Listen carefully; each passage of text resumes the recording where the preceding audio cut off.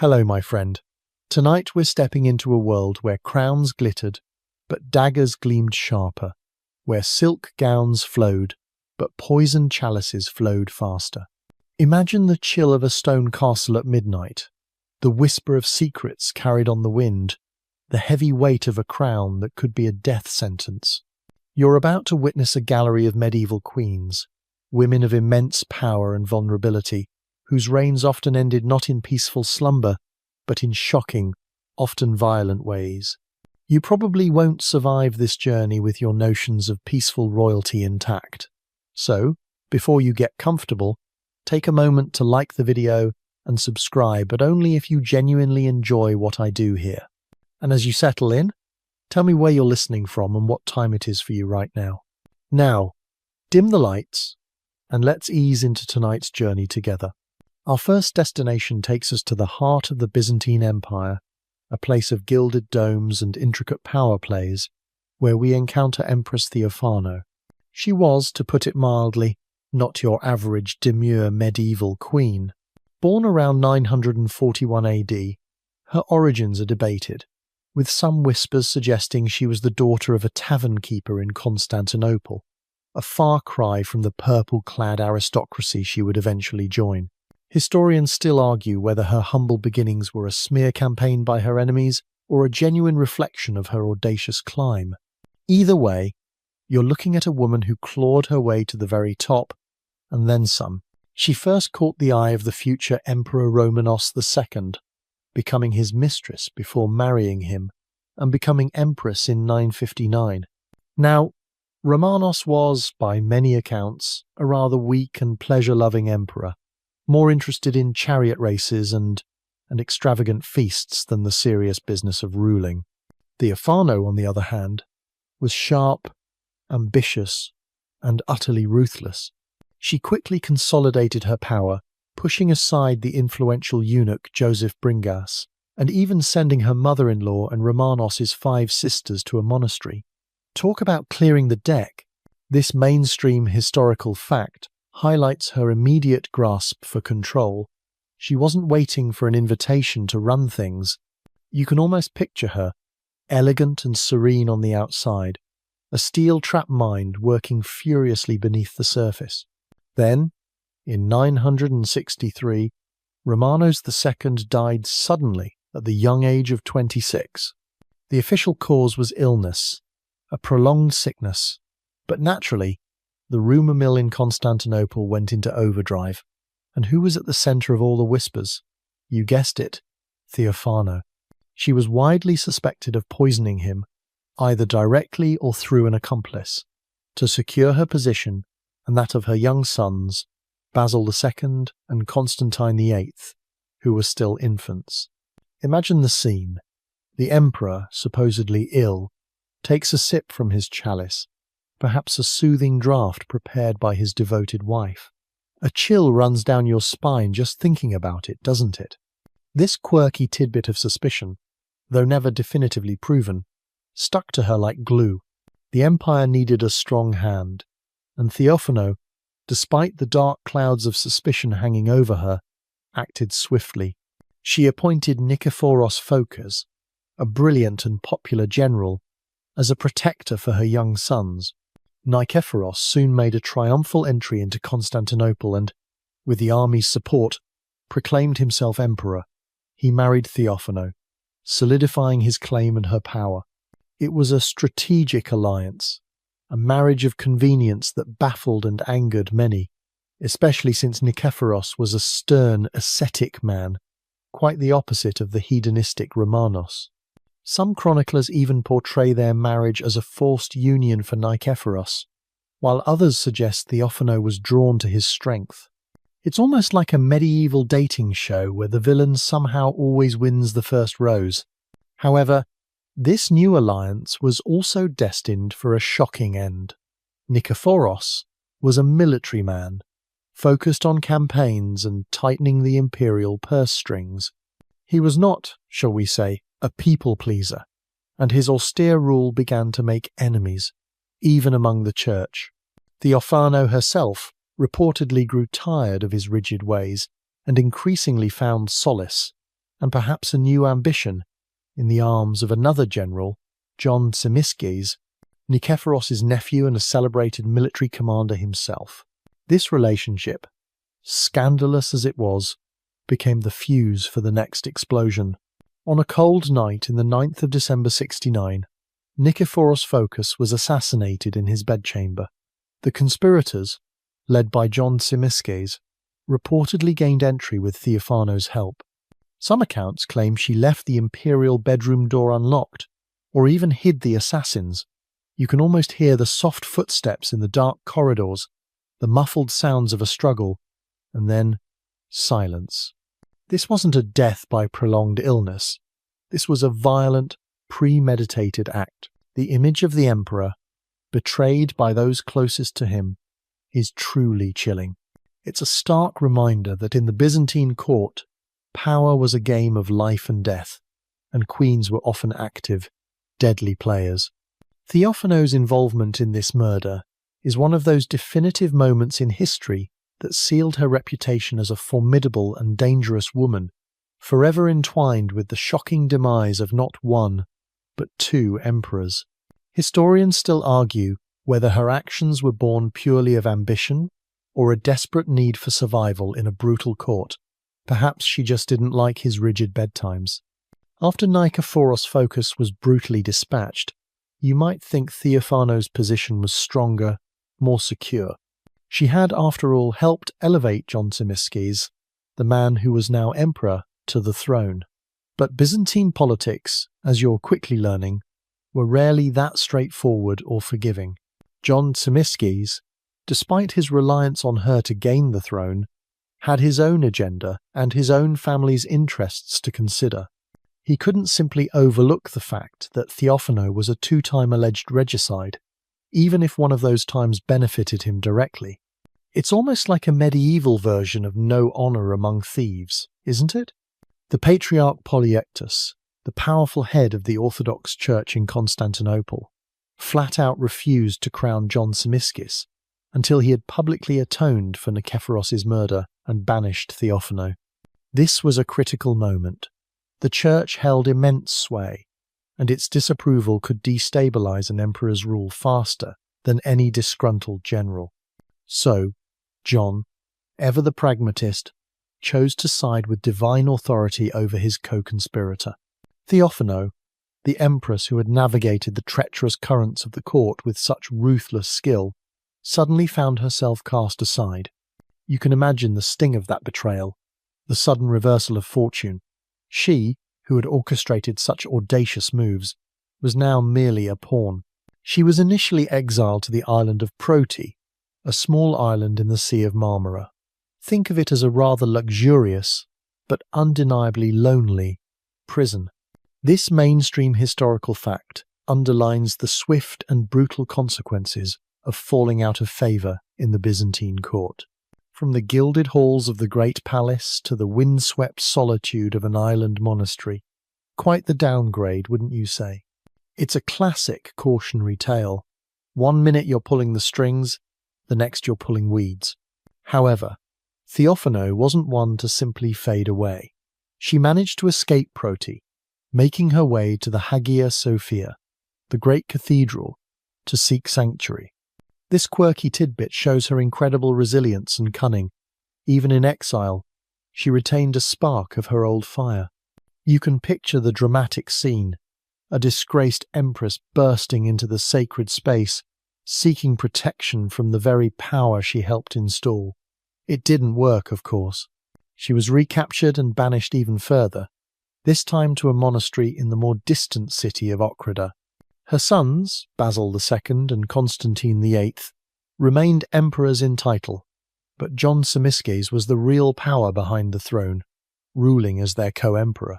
Now, while Theophano's life after her final exile remains somewhat shrouded in mystery, her ultimate fate was not a violent public execution like some of the other queens we'll meet.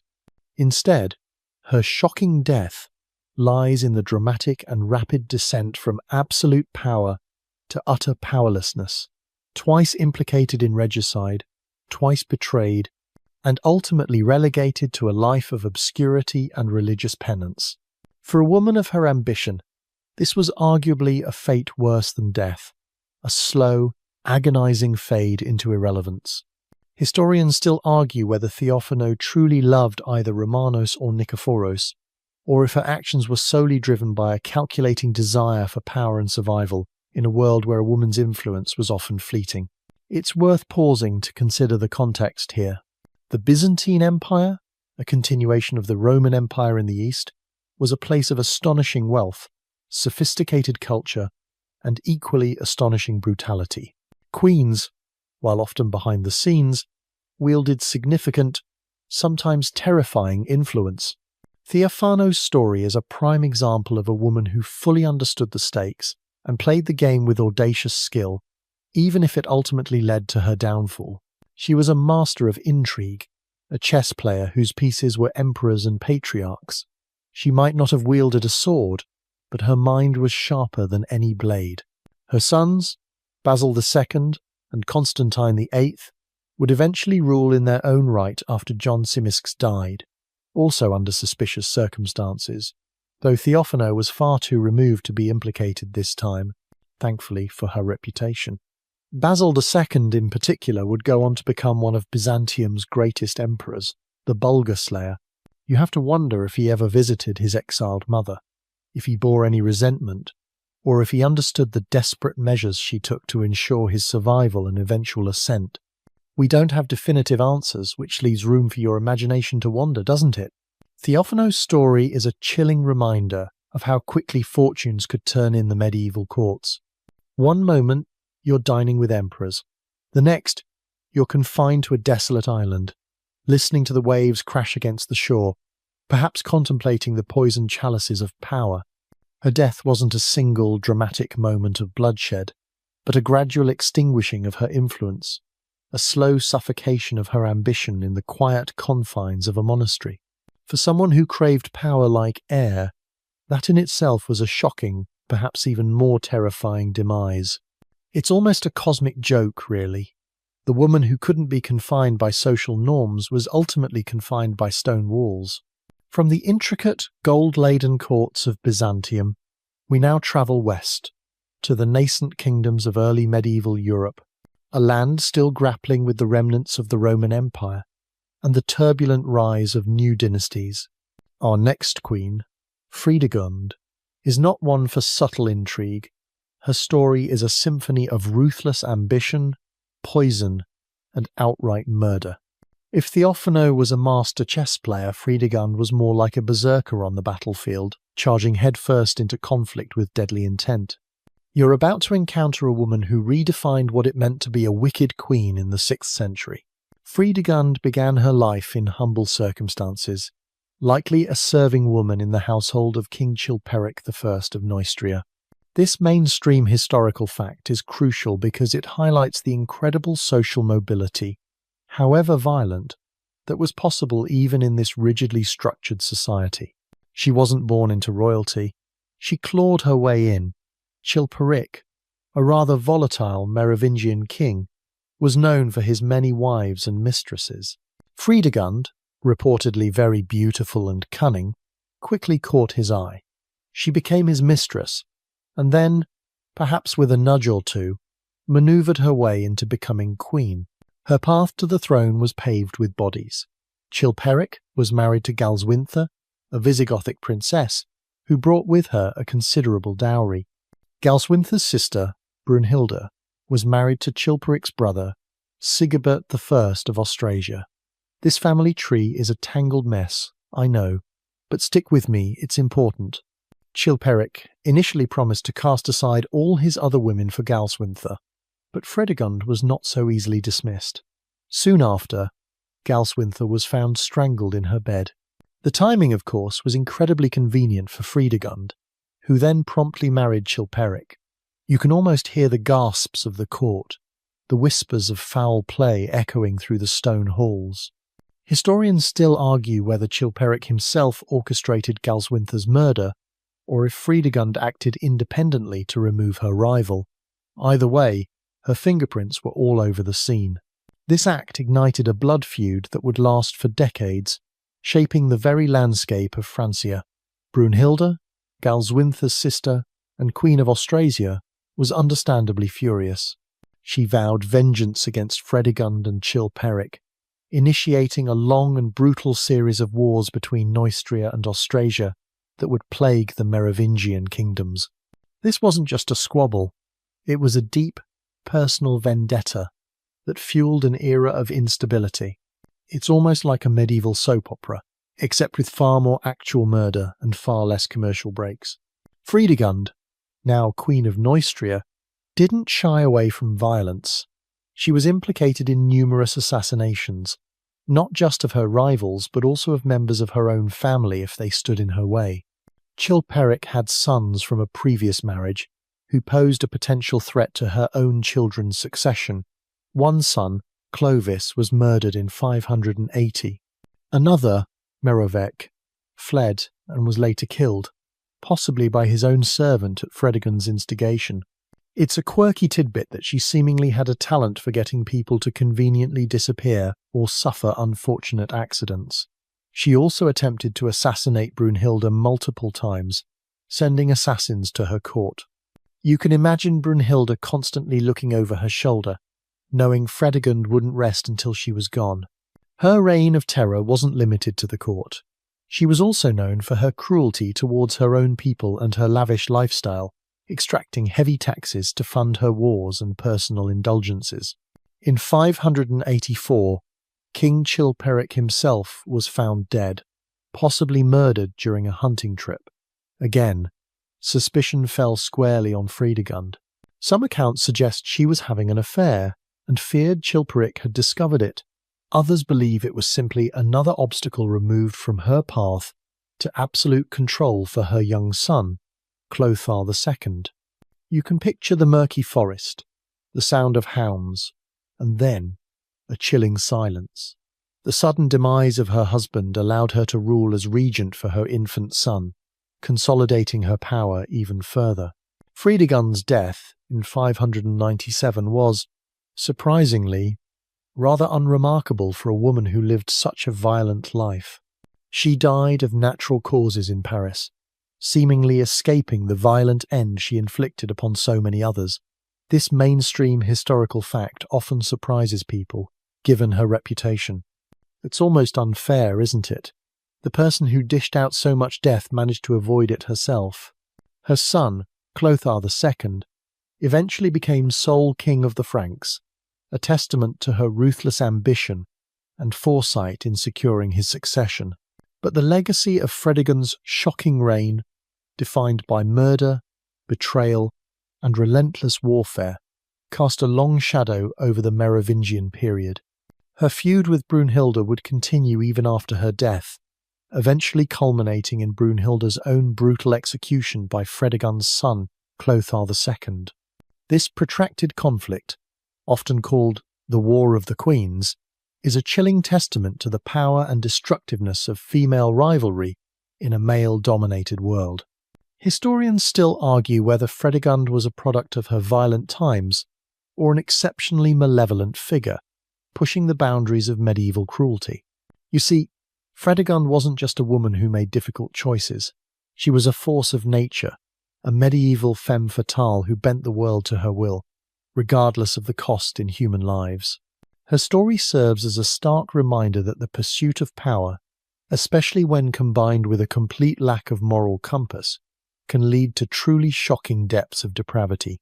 And it all started with a jealous serving woman who wanted a crown. From the brutal, blood-soaked courts of the Merovingians, our journey across the medieval landscape brings us to another queen whose story is steeped in tragedy, a figure often remembered less for her actions and more for her profound, heart-wrenching grief, Joanna of Castile. Known to history, somewhat cruelly, as Joanna the Mad, her life was a testament to how quickly a queen's sanity, or perceived lack thereof, could be used against her in the relentless game of power. You're about to witness a slow, agonizing demise, not of the body, but of the spirit, shrouded in a veil of political manipulation and profound sorrow. Born in 1479, Joanna was the third child of two of history's most powerful monarchs, Isabella I of Castile and Ferdinand II of Aragon, the Catholic monarchs who unified Spain and funded Christopher Columbus's voyages. This mainstream historical fact highlights her incredibly privileged birthright. She was destined for greatness, part of a grand dynastic scheme. Initially, she wasn't expected to inherit the throne, being overshadowed by her older siblings. However, fate, in its usual mischievous way, had other plans. Her elder sister Isabella died, followed by Isabella's only child, and then her only brother, John, also passed away without an heir. Suddenly, Joanna, the quiet, intellectually inclined princess, found herself heir presumptive to the vast and rapidly expanding kingdoms of Castile and Aragon. In 1496, Joanna was married to Philip the Handsome, Archduke of Austria and son of the Holy Roman Emperor Maximilian I. This marriage was a cornerstone of her parents' diplomatic strategy, aimed at encircling France with powerful Habsburg alliances. Philip was, by all accounts, incredibly attractive, charming, and utterly charismatic. Joanna, who had perhaps lived a somewhat sheltered life, fell madly, passionately in love with him. This quirky tidbit of intense romantic devotion, bordering on obsession, would prove to be both her greatest joy and her ultimate undoing. She was deeply devoted to him, to the exclusion of almost everything else, even when he proved to be a serial philanderer. She simply couldn't tolerate his infidelities, leading to public outbursts of jealousy that began to raise eyebrows at court. It's almost like a medieval reality television show, where the queen just can't keep it together when her man looks at anyone else. When her mother, Queen Isabella, died in 1504, Joanna became Queen of Castile. However, her husband, Philip, immediately sought to sideline her, eager to seize full power himself. This was the beginning of her real troubles.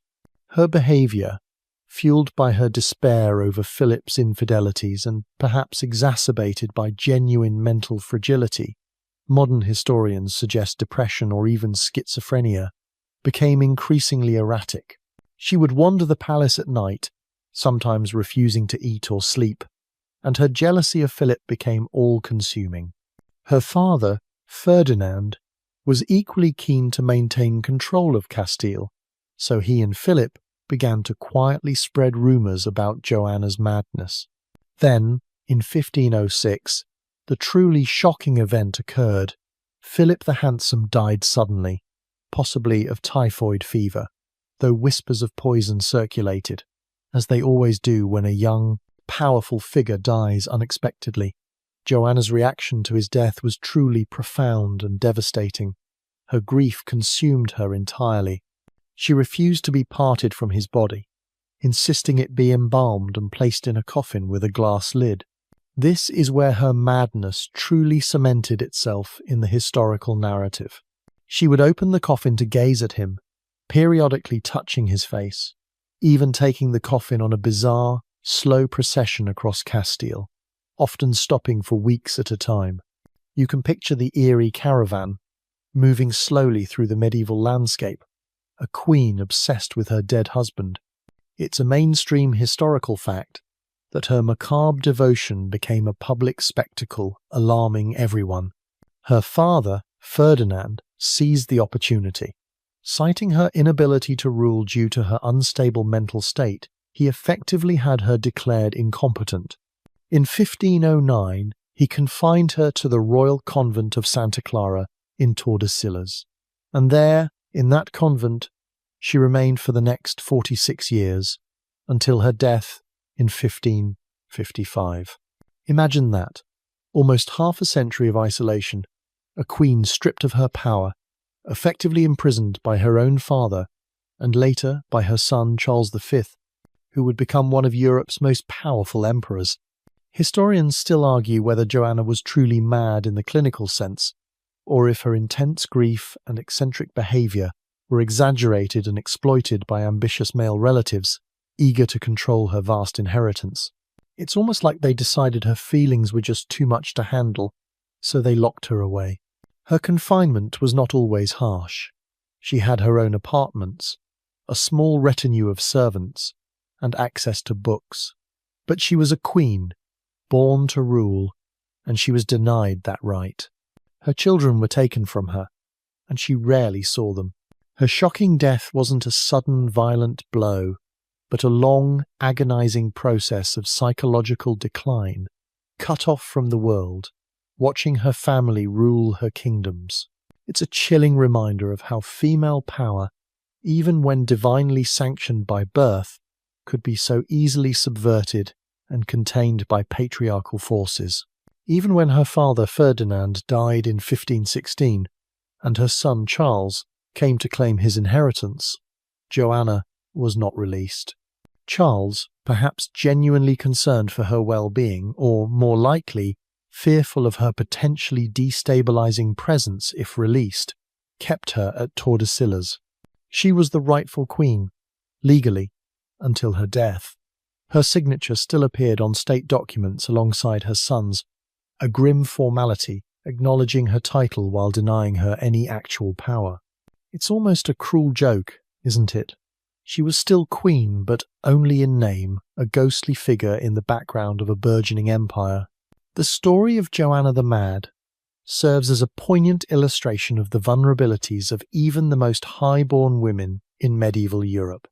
Her profound grief and perceived mental illness, whether real or politically exaggerated, became the justification for her imprisonment and the theft of her power. Her end was not a dramatic execution, but a long, drawn-out fade into the shadows, a queen entombed within her own sorrow and the walls of Tordesillas. For a mind that once held the fate of nations, this slow extinguishment of her very being was, perhaps, the most shocking death of all. You could say her heart simply couldn't get over its ex. From the heart-wrenching confinement of Joanna of Castile, we swing to a medieval queen who was the very antithesis of passive suffering, Eleanor of Aquitaine. Her life was a tempest of power, rebellion, and unparalleled influence, a woman who defied the norms of her age and shaped the destinies of two powerful kingdoms. Her shocking death wasn't a sudden, violent act, but the culmination of an extraordinary life lived to the absolute fullest, marked by the shocking ways she challenged societal expectations and even her own royal husbands. You're about to meet a queen who was, quite frankly, too much for medieval Europe to handle. Born around 1122, Eleanor was the eldest daughter of William X, Duke of Aquitaine, one of the wealthiest and most culturally sophisticated regions of medieval France. This mainstream historical fact of her immense inheritance is crucial. She wasn't just a princess, she was a duchess in her own right, controlling vast lands and resources, making her one of the most desirable brides in Europe. When her father died in 1137, she became Duchess of Aquitaine and Countess of Poitou, inheriting more land than the King of France himself. Talk about hitting the jackpot, right? Her first marriage, arranged swiftly after her father's death, was to Louis VII, who soon became King of France. She brought with her not just immense wealth, but also the vibrant, somewhat scandalous culture of Aquitaine. The marriage was complicated. Louis was a pious, ascetic man, while Eleanor was spirited, politically astute, and loved grand displays and courtly love poetry. This quirky tidbit of their personality clash is central to their story. You can imagine the medieval equivalent of an extrovert marrying an introvert, but with kingdoms at stake. She accompanied him on the Second Crusade, where her presence, and perhaps her colourful entourage, caused quite a stir. There were even rumours of a dalliance with her uncle, Raymond of Poitiers, the Prince of Antioch, though these remain unproven. After 15 years and 2 daughters, but no sons, a crucial failing for a medieval queen, their marriage was annulled in 1152 on grounds of consanguinity. They were distantly related. This mainstream historical fact, the annulment of a royal marriage, was a significant event, but even more shocking was what happened next. Just 8 weeks later, Eleanor married Henry Plantagenet, Duke of Normandy and Count of Anjou, who was 11 years her junior. Their union created a vast Angevin empire that stretched from Scotland to the Pyrenees, encompassing England, Normandy, Aquitaine, and Anjou, making Henry more powerful than Louis VII. This was a massive political coup for Eleanor, a woman who seemed to instinctively know how to play the Game of Thrones. It's almost like she upgraded her subscription plan to a much more powerful king. Eleanor and Henry's marriage was passionate, fertile. They had 8 children, including future kings Richard the Lionheart and John, and ultimately tempestuous. As Henry became King Henry II of England in 1154, Eleanor became Queen of England, solidifying her status as one of the most powerful women in Europe. However, Henry, like Louis, was a controlling man, and Eleanor, used to wielding her own power in Aquitaine, chafed under his authority. She eventually left his court and returned to Aquitaine, establishing her own vibrant court, a centre for arts, poetry, and chivalry. The ultimate shocking event in their marriage came in 1173, when Eleanor actively encouraged her sons, including the future Richard I and Henry the Young King, to rebel against their father. This mainstream historical fact of a queen openly supporting her sons against her reigning husband was unprecedented and scandalous. You can picture her, subtly stoking their grievances, reminding them of their rights and their father's tyrannical nature. The rebellion failed, and Henry II, furious at her betrayal, had Eleanor imprisoned. For the next 16 years, she was held under house arrest in various English castles, effectively a prisoner of her own husband. That's a long time to think about your life choices, isn't it? Her shocking death wasn't a physical one, but a repeated death of her freedom and agency. She was a queen, yet confined, her power temporarily curtailed. Her release only came with Henry II's death in 1189. With her beloved son Richard I, the Lionheart, now king, Eleanor emerged from confinement, still formidable at 67 years old. She immediately took up the reins of power, ruling as regent while Richard went on crusade. She travelled tirelessly across Europe, raising his ransom, quelling rebellions, and negotiating alliances. She lived through Richard's death, seeing her youngest son, John, become king, and continued to play a pivotal role in his reign, often acting as a wise, if sometimes stern, advisor. Historians still argue whether her political genius was innate or forged by the harsh lessons of her tumultuous life.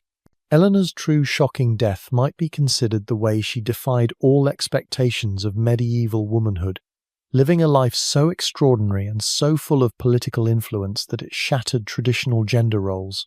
She ruled, she rebelled, she endured imprisonment, and she emerged stronger, leaving an indelible mark on 2 European kingdoms. She outlived almost all of her children and died peacefully in 1204 at the remarkable age of 82, likely at Fontevraud Abbey, where she was buried alongside Henry II and Richard I. Her passing was the quiet end to a life that had been anything but quiet. Eleanor of Aquitaine's impact was so profound that her death was simply the end of her mortal journey. Her legend and influence continued to reverberate through history. She was a medieval queen who refused to be merely a consort. She was a force of nature, a queen who lived, loved, and ruled on her own formidable terms. You could say she truly ran her own kingdom, even when it was supposed to be her husband's. From the indomitable spirit of Eleanor of Aquitaine, who shaped kingdoms with her sheer will, we now turn to a far more tragic figure, whose life was one long, drawn-out political nightmare, Isabella of Angoulême.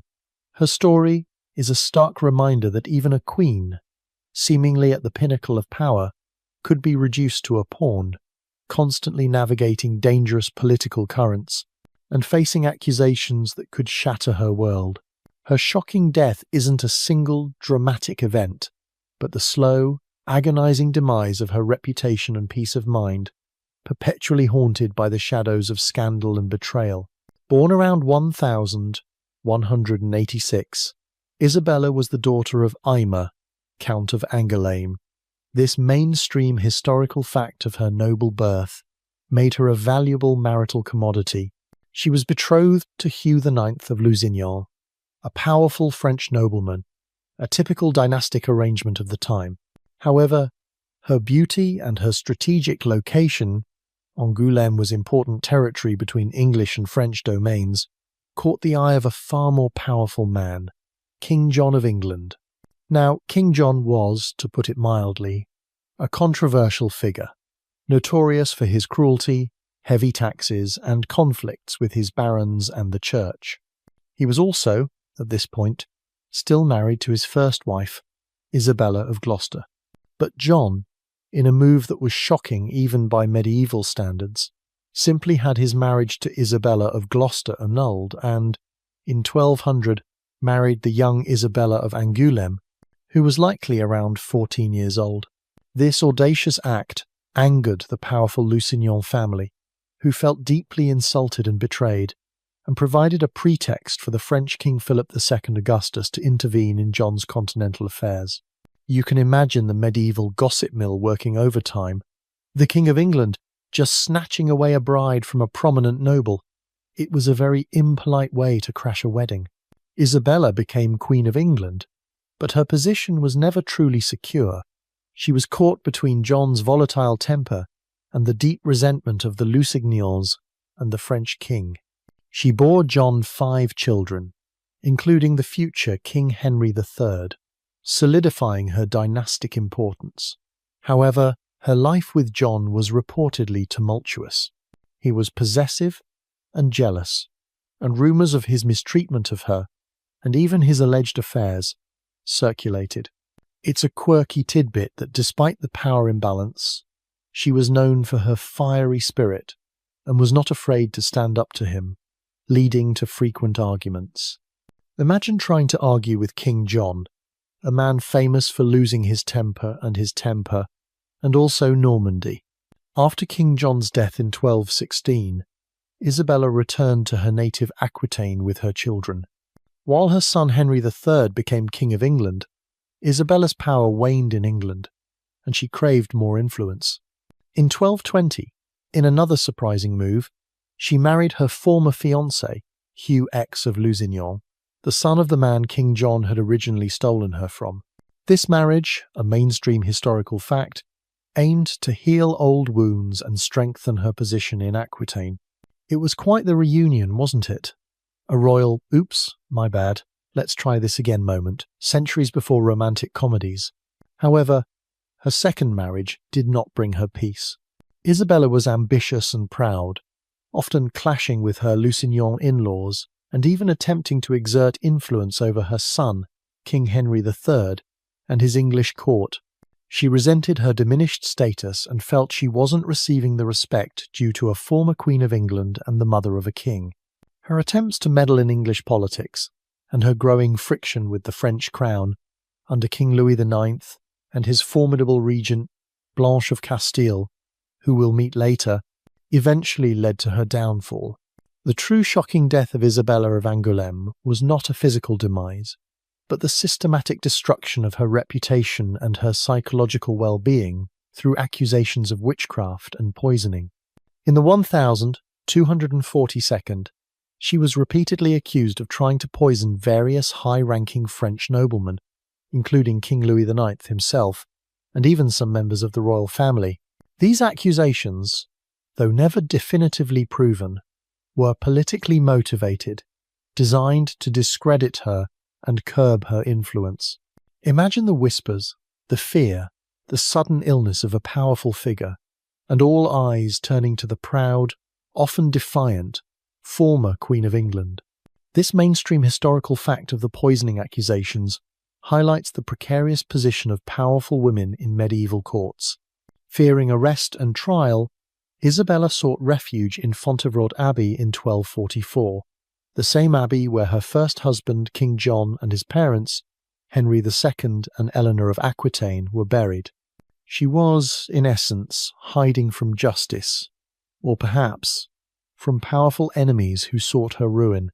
This self-imposed exile, forced by public and political pressure, marked the effective end of her active life. Historians still argue whether Isabella was genuinely involved in any poisoning attempts or if she was merely a convenient scapegoat for political instability and illnesses of the era. Perhaps her personality, often described as fiery and arrogant, made her an easy target for malicious rumours. Isabella of Angoulême died at Fontevraud Abbey in 1246, aged about 60. Her death was not violent, but the years leading up to it were marked by the shocking psychological torment of being accused of heinous crimes, her power stripped away, and her reputation irrevocably stained. For a woman who had once been Queen of England and Duchess of Aquitaine, commanding respect and wielding influence, to end her days fearing arrest and hiding in a monastery was a profound and shocking fall from grace. It was a slow, agonizing death of her public self, leaving behind a legacy shadowed by dark whispers. You could say she got cancelled, medieval style, and the internet wasn't even around to enjoy it. From the shadowed existence of Isabella of Angoulême, perpetually haunted by accusations and scandal, we move to a queen whose life was a relentless, bloody struggle for a throne that was rightfully hers, yet always seemed to slip from her grasp. Matilda of England, often known as the Empress Matilda. Her shocking death wasn't a sudden, violent blow to her person, but the gradual, agonizing death of a lifelong ambition, a crown forever out of reach, leading to a brutal civil war that tore England apart. You're about to witness a woman of formidable will whose very claim to power sparked decades of chaos. Born in 1102, Matilda was the only surviving legitimate child of King Henry I of England and his first wife, Matilda of Scotland. This mainstream historical fact of her unique position as Henry I, sole legitimate heir, made her an incredibly valuable asset in the intricate web of medieval European dynastic marriages. She was destined for a grand future, and at the tender age of 8, she was betrothed to Henry V, the Holy Roman Emperor, one of the most powerful rulers in Europe. Think of it, a child, sent across the continent to marry the most formidable man on earth. No pressure, right? She spent her formative years in Germany, being educated and immersed in the highest echelons of imperial power. In 1114, at the age of 12, she was crowned Empress. She played an active role in the imperial court, even acting as regent in Italy for her husband. This was no shrinking violet. She learned the art of governance, diplomacy, and warfare firsthand. This quirky tidbit of her early life as a Holy Roman Empress, effectively ruling alongside her husband, provided her with an unparalleled education in statesmanship that few medieval women received. She wasn't just queen, she was empress, which sounds much more impressive on a resume. However, fate, as it often does, dealt her another cruel hand. Her powerful husband, Emperor Henry V, died childless in 1125. Matilda, now a 2-3-year-old widow, returned to England. Her father, King Henry I, had lost his only legitimate son, William Adelin, in the tragic White Ship disaster in 1120. With no other male heirs, Henry I took the extraordinary step of declaring Matilda his successor to the English throne and the Duchy of Normandy. This mainstream historical fact, that he made his barons swear an oath to accept her as their future queen, was revolutionary for its time, challenging deeply ingrained patriarchal norms. To further secure her position, Henry I arranged a second marriage for Matilda in 1128 to Geoffrey V, Count of Anjou, a much younger man and a powerful rival to the Norman dynasty. This marriage was deeply unpopular with the English and Norman barons, as the Angevins were their traditional enemies. It was a politically shrewd move by Henry, but personally fraught for Matilda. You can imagine the medieval equivalent of a forced corporate merger. Everyone hated it, but the CEO insisted.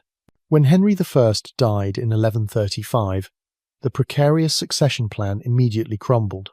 Despite their oaths, many barons, unwilling to accept a female ruler, rallied instead behind Stephen of Blois, Henry I's nephew.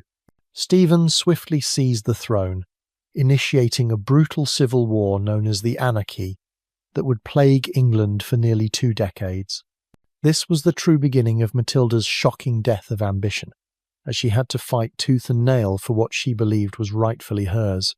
Matilda, supported by her half-brother Robert of Gloucester, launched her campaign to claim the throne.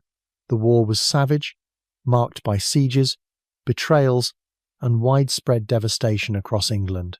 Matilda, a fierce and determined commander, proved herself a capable military leader and strategist. She even managed to capture King Stephen in 1141. Her entry into London, poised to be crowned queen, was her closest moment to seizing the crown. You can almost hear the bells ringing, the crowds murmuring, the crown almost brushing her brow. However, her triumph was short-lived. Matilda's imperious and uncompromising personality alienated many of her supporters, particularly the citizens of London, who rose up against her. She was forced to flee, famously escaping Oxford Castle in the dead of winter, dressed in white to blend in with the snow, and supposedly sliding across the frozen Thames on a makeshift sled. This quirky tidbit highlights her ingenuity and desperation in the face of relentless opposition. It's like something out of an action movie, but with more medieval fashion. The war dragged on, a stalemate of shifting loyalties and brutal skirmishes. While Matilda never truly secured the English throne for herself, her persistence ensured that the Plantagenet claim remained alive. In 1153, after years of grinding conflict, a compromise was reached. The Treaty of Winchester declared that Stephen would remain king for his lifetime, but Matilda's son, Henry Plantagenet, the future Henry II, and Eleanor of Aquitaine's husband, would succeed him. Matilda retired to Normandy, effectively relinquishing her personal claim, but securing the future for her dynasty. She lived out her days as a respected elder stateswoman, advising her son, the new King Henry II, on matters of state and administration. She died peacefully in 1167, aged 65, and was buried at Reading Abbey.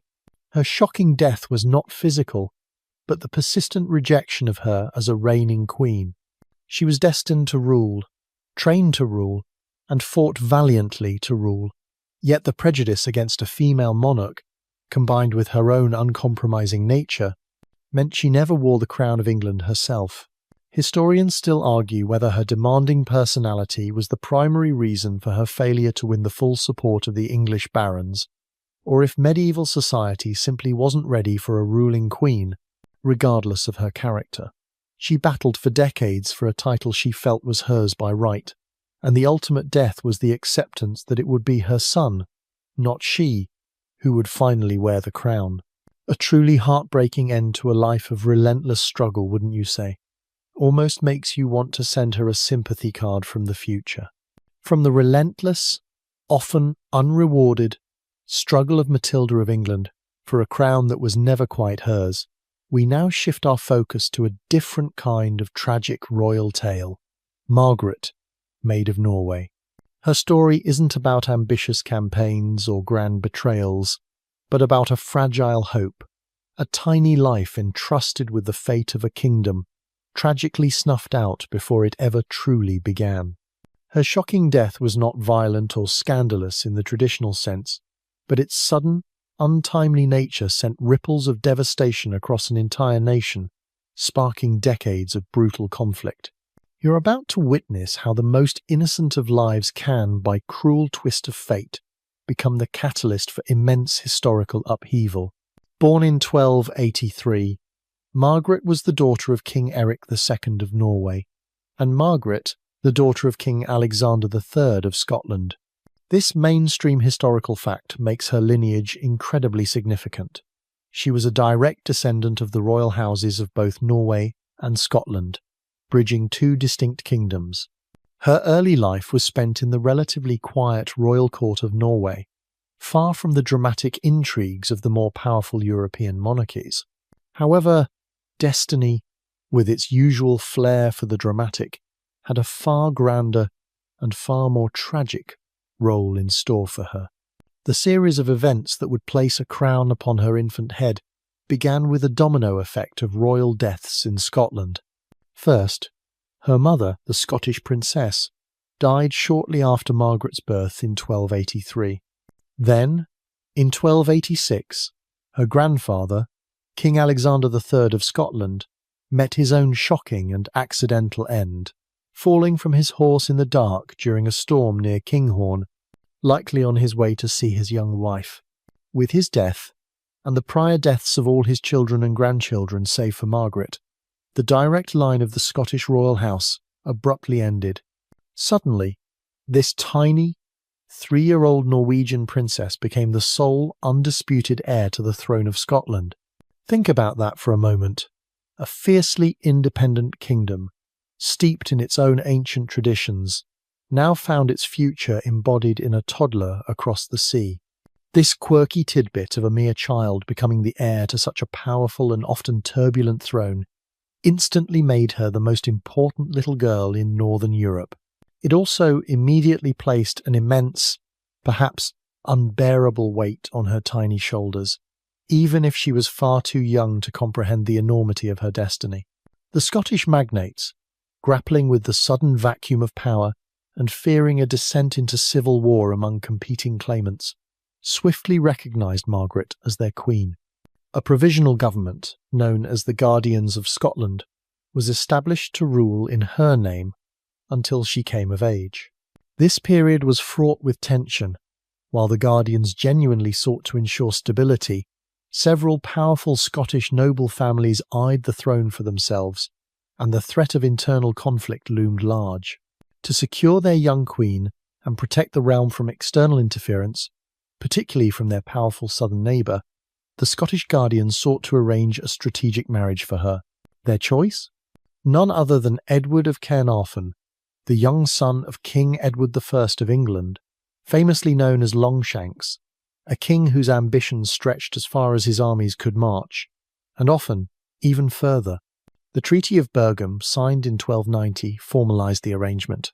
It stipulated that Margaret would marry Edward, and crucially, that she would become Queen of England in addition to Queen of Scotland. However, the treaty also guaranteed Scotland's continued independence as a separate kingdom, free from English overlordship, a clause that, in hindsight, feels tragically ironic given the bloodshed that was to come. You can imagine the complex negotiations, the subtle dance of power between the Scottish lords, keen to preserve their autonomy, and the formidable English king, whose long-term intentions were always suspect, all revolving around the fate of a 7-year-old girl. In September 1290, the little Queen Margaret set sail from Bergen, Norway, bound for her new kingdom of Scotland. She was accompanied by a Norwegian bishop, and a substantial entourage meant to ensure her safe passage and proper welcome. The anticipation in Scotland must have been immense. The resolution of the succession crisis, the future of the kingdom, all rested on this single, fragile voyage. People must have stood on the Scottish shores, eagerly scanning the horizon for the sight of her ship, hoping for the calm that her arrival would bring after years of uncertainty. But the ship never reached mainland Scotland. It was reportedly blown off course by a terrible storm and landed in the remote, windswept Orkney Islands, a collection of islands north of mainland Scotland. And there, on Orkney, in September 1290, Margaret, Maid of Norway, died. She was only 7 years old. The precise cause of her death is not definitively known. Contemporary accounts suggest it might have been seasickness, a sudden and severe illness exacerbated by the harsh conditions of the voyage, or simply the fragility of a child's health in an age without modern medicine. This mainstream historical fact of her premature death on Orkney, so tantalizingly close and yet so tragically far from her destined kingdom, is incredibly poignant. The news, when it finally reached Scotland and then England, must have been utterly devastating, a collective gasp of despair that echoed across the nations. Her shocking death, especially due to its timing and the immediate lack of any clear, undisputed successor, immediately plunged Scotland into an even deeper and more protracted crisis known as the Great Cause. With Margaret gone, the Scottish throne was truly vacant. 13 prominent claimants, some with very tenuous connections to the royal line, stepped forward to assert their rights, threatening to tear the nation apart. This power vacuum provided the perfect, opportune moment for King Edward I of England to intervene, no longer as an allied father-in-law to a future queen, but as a self-proclaimed Lord Paramount over Scotland. He was formally asked by the Scottish nobility to arbitrate the succession dispute, a decision that would prove disastrous for Scotland's long-term independence. Edward I, seizing his chance to assert English suzerainty over Scotland, eventually awarded the crown to John Balliol, who he believed would be a compliant vassal. However, when Balliol attempted to assert some degree of Scottish independence, Edward invaded, igniting the brutal wars of Scottish independence.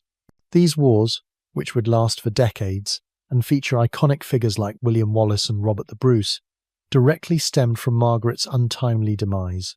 Historians still argue whether Edward I genuinely sought peace through marriage initially, or if he always intended to exploit the Scottish succession crisis for his own imperial ambitions, using Margaret's fragile life and eventual death as a convenient stepping stone. So, while Margaret, Maid of Norway, never ruled, never wore a crown, and certainly never orchestrated anyone's demise, her own shocking death at such a tender age was arguably one of the most impactful in medieval history. It wasn't violent in the way of a poisoning or an execution, but it was sudden, unexpected, and it unleashed a torrent of bloodshed and national struggle that profoundly altered the course of Scottish history. Her demise illustrates how even the quietest, most seemingly insignificant life can, by sheer twist of fate, become the catalyst for immense historical upheaval. It's a somber thought, isn't it? The future of a fierce nation, hinging on one little girl's ability to survive a boat trip, almost makes you want to wrap her in bubble wrap before she sets sail. From the quiet, devastating tragedy of Margaret, Maid of Norway, whose premature death ignited a bloody war, we now journey further east, to the wild, emerging lands of the Rus, where a different kind of queen's story unfolds, one of chilling, calculating vengeance, Olga of Kyiv. Her tale isn't about political maneuvering for a throne, but about the brutal, fiery retribution exacted by a widow determined to avenge her murdered husband. Her shocking death isn't her own, but the horrifying deaths she meticulously planned and executed for those who dared to harm her family. You're about to witness a medieval woman's fury unleashed, an unstoppable force of nature whose thirst for vengeance left a trail of destruction. Born probably in Pskov around 890 AD, Olga's origins are somewhat obscure. She was a woman from humble, or at least non-royal Varangian, Viking stock, chosen to be the wife of Igor of Kyiv, son of Rurik, the legendary founder of the Russes dynasty.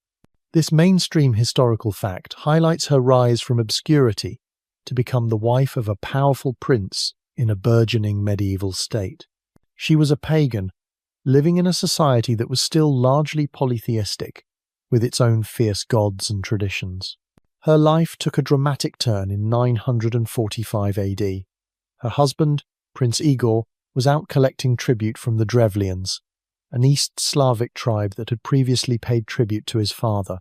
Igor, reportedly greedy, decided to collect the tribute a second time, a move that enraged the Drevlians. They rebelled, ambushed Igor, and brutally murdered him. The accounts of his death are gruesome. The Drevlians allegedly tied him to 2 bent birch trees, then released the trees, tearing his body apart. This horrifying mainstream historical fact of Igor's dismemberment set the stage for Olga's epic and terrifying revenge.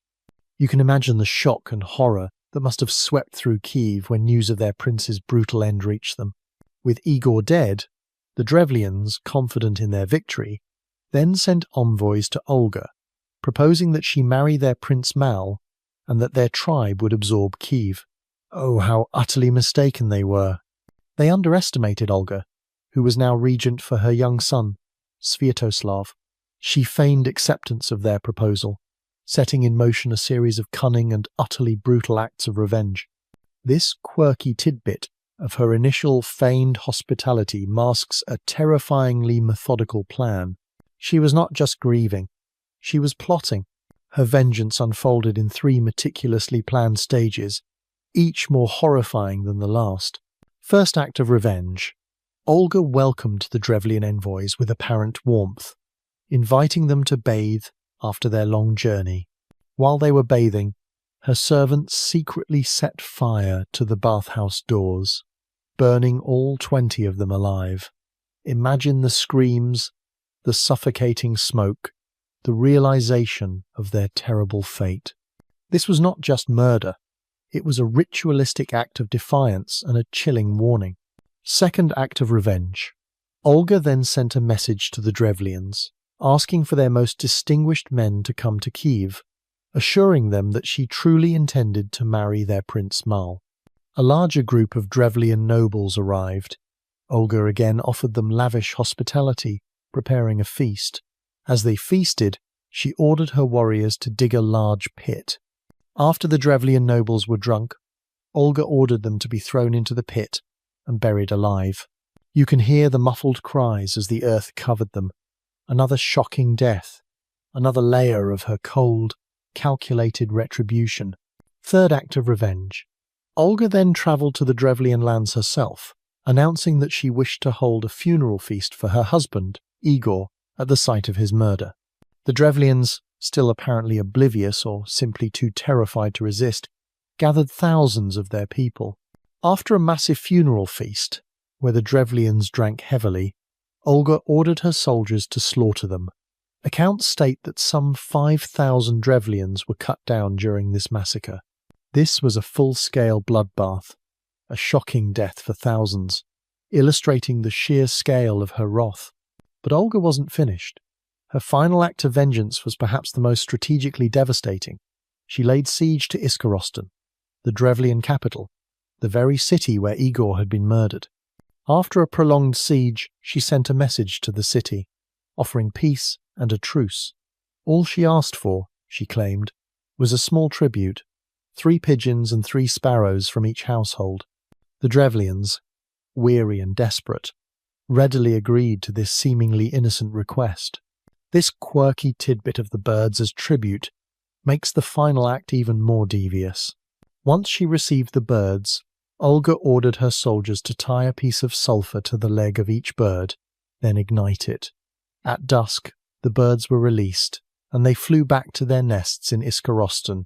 Soon the entire city was ablaze, as thousands of burning birds returned to their wooden homes.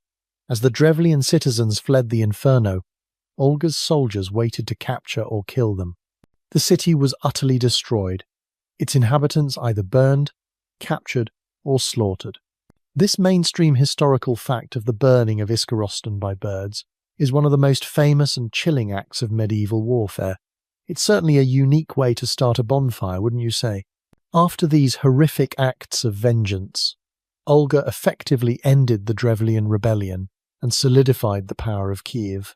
She never remarried, ruling as regent for her young son Sviatoslav until he came of age. She was known for establishing a more organized system of tribute collection, no more double-dipping apparently, and laying the groundwork for the future Christianization of the Rus. While Sviatoslav remained a pagan warrior, Olga later converted to Christianity, becoming the first ruler of Rus to do so. This conversion, a testament to her far-sighted vision, earned her sainthood in the Orthodox Church, where she is revered as Saint Olga. Historians still argue whether her conversion was a genuine spiritual awakening or a shrewd political move to forge stronger ties with the powerful Byzantine Empire. Olga died peacefully around 969 AD, an old woman, having lived a long life after her terrifying period of vengeance. Her shocking death wasn't her own demise, but the calculated, brutal, and utterly comprehensive eradication of her enemies. She was a queen who transcended the role of regent to become a symbol of fierce justice and unyielding will. For those who crossed her, her vengeance was a shocking, fiery death. You could say she truly bird-brained her enemies into oblivion. From the chilling, calculated vengeance of Olga of Kyiv, who burned her enemies with fiery determination, we journey back west to the tumultuous, fragmented kingdoms of early medieval Francia. Here, we encounter a queen whose ambition rivaled Olga's, but whose reign was a far more prolonged and brutal saga of political intrigue, civil war, and relentless personal vendettas. Brunhilde of Austrasia. Her shocking death wasn't a quick, clean end, but a drawn-out, agonizing spectacle of medieval brutality, a fitting, gruesome climax to a life spent battling for power. You're about to witness the iron will of a queen who refused to yield, even when facing unimaginable cruelty. Born around 543 AD, Brunhilde was a Visigothic princess, daughter of King Athanagild of Hispania, modern-day Spain. This mainstream historical fact of her high birth immediately set her apart. She was educated, beautiful, and brought with her a substantial dowry, making her an attractive match for the rising Merovingian Franks. In 567, she married Sigebert I, King of Austrasia, one of the four main Frankish kingdoms. It was a love match by all accounts, and she brought a sense of order and sophistication to his court, a contrast to the often barbaric practices of the Franks. You can imagine her, a beacon of civilization in a rugged new world, trying to civilize her warrior husband. However, her happiness was short-lived.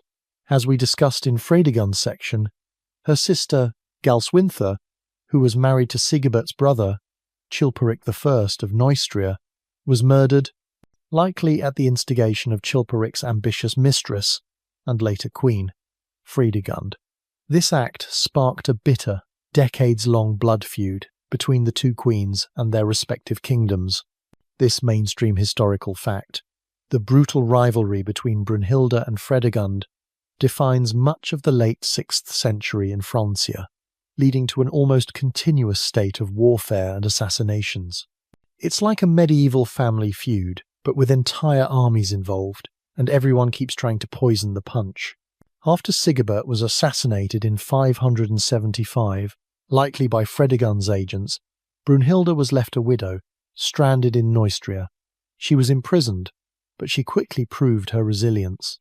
She managed to escape and appeal for the protection of her young son, Childebert II, who was now King of Austrasia. From that moment on, Brunhilde became the driving force behind the Austrasian throne, fiercely protecting her son's interests and tirelessly pursuing her vendetta against Fredegund. This marked the beginning of her long and controversial career. As a regent and a powerful queen in her own right, Brunhilde dedicated her life to consolidating power, strengthening the monarchy, and bringing order to the chaotic Frankish kingdoms. She was a formidable administrator, promoting road building, tax reform, and even religious reforms. This quirky tidbit of her practical governance, in contrast to her violent personal feud, shows her as a complex figure, capable of both brutal ruthlessness and constructive statesmanship. She ruled as regent for her son Childebert II, and then for her grandsons Theudebert II and Theuderic II after her son's early death. She was essentially the power behind the throne for 3 successive kings, a remarkable feat in any era. But her ambition and her foreign, Visigothic origins made her many enemies, particularly among the powerful Frankish nobility and some bishops who resented her centralizing authority. She was repeatedly accused of tyranny, witchcraft, and fostering immorality at court. She clashed violently with many powerful figures, including her own grandsons, whom she famously tried to control. This led to further civil wars. She was particularly hated by the Neustrian nobility, who were fiercely loyal to Fredegund's legacy and her son, Clothar II. Her most shocking moments came during these endless conflicts. After Fredegund's death, Brunhilde continued the feud with Fredegund's son, Clothar II. She was relentlessly determined to destroy the Neustrian line and unite Francia under her own descendants. She even sent assassins after Clothar, just as Fredegund had done to her. It was a never-ending cycle of violence. She essentially lived her life in a perpetual state of medieval high-stakes poker, always raising the stakes with lives. Brunhilde's downfall came in 613, after a long and exhausting civil war. Now an old woman, perhaps in her 70s, she was betrayed by her own supporters, the Austrasian and Burgundian magnates, who were tired of her autocratic rule and the endless conflict.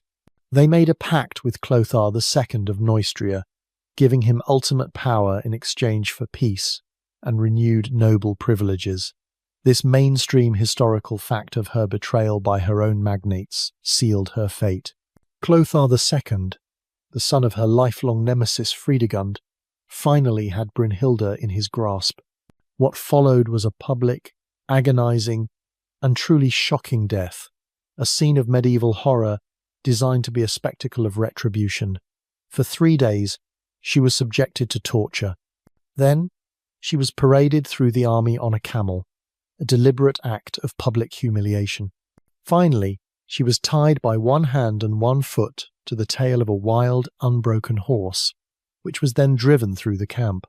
She was dragged to death, her body torn to pieces. Her remains were then burned.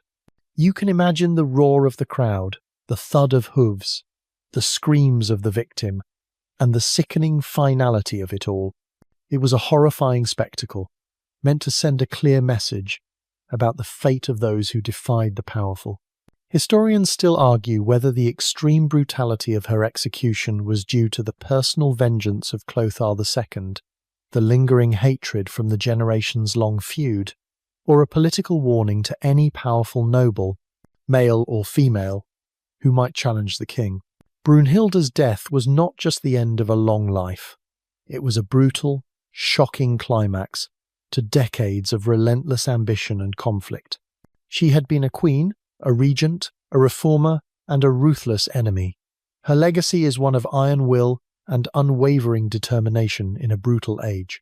She was a woman who grasped power and refused to let go, even when it cost her everything, and her shocking death, one of the most gruesome on record for a royal, solidified her legend as the Iron Queen who met a terrifying end. You could say she literally went out with a bang, and a drag, and a burning. From the utterly barbaric end of Brunhilde, dragged to her death by an untamed horse, we now leap across the centuries and head back to the glittering, yet equally treacherous, Byzantine Empire. Here, in the late 8th century, you are about to encounter another empress whose ambition was so profound, so utterly consuming, that she committed an act almost unimaginable to secure the throne for her lineage, Irene of Athens. Her shocking death isn't her own physical demise, but the horrifying, blinding, and ultimate political execution she inflicted upon her own son. Prepare yourself for a tale of maternal love twisted into a monstrous hunger for power. Born around 752 AD in Athens, Irene was an orphan from a noble family, chosen to be the bride of the future Emperor Leo IV. This mainstream historical fact of her Athenian origins made her somewhat of an outsider in the Constantinople court, which was often suspicious of provincial influences. She married Leo in 769 and quickly gave birth to a son, Constantine VI, securing the dynastic line. When Leo IV died in 780, Constantine was only 9 years old, making Irene the regent. You can imagine her, a woman who had meticulously observed the intricate dance of power at court, suddenly finding herself holding all the strings for her young son. Irene quickly proved herself to be an astute and capable ruler. Her regency was marked by a significant religious policy shift. Her husband, Leo IV, had been an iconoclast, meaning he opposed the veneration of icons, religious images. Irene, however, was a devout iconophile, a supporter of icons. She skillfully navigated the political and religious factions, eventually restoring the veneration of icons through the Second Council of Nicaea in 787.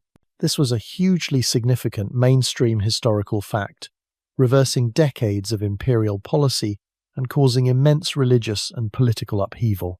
Imagine trying to explain to your family why suddenly all their religious art is either blessed or banned. It's enough to give anyone a headache.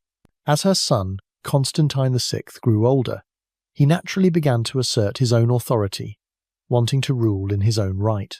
The relationship between mother and son, initially cooperative, became increasingly strained, turning into a bitter power struggle. Irene, having tasted absolute power, was reluctant to relinquish it. She clung to her regency, constantly undermining her son's attempts to govern independently. This internal conflict between a possessive mother and an ambitious son is a recurring theme in royal history, isn't it?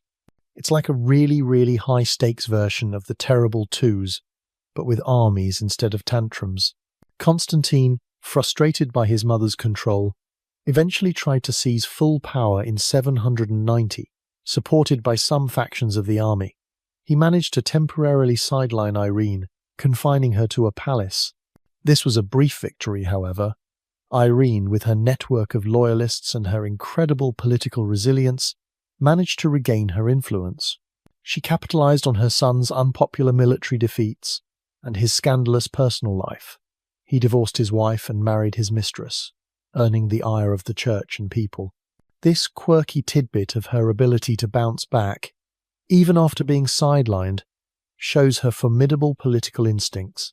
She just wouldn't stay down, like that one friend who always insists on having the last word. The culmination of this bitter power struggle, and the truly shocking event for which Irene is most remembered, occurred in 797 AD. Fearing that her son was planning to depose her permanently and relegate her to a monastery, Irene made a desperate and horrific decision. She preempted him.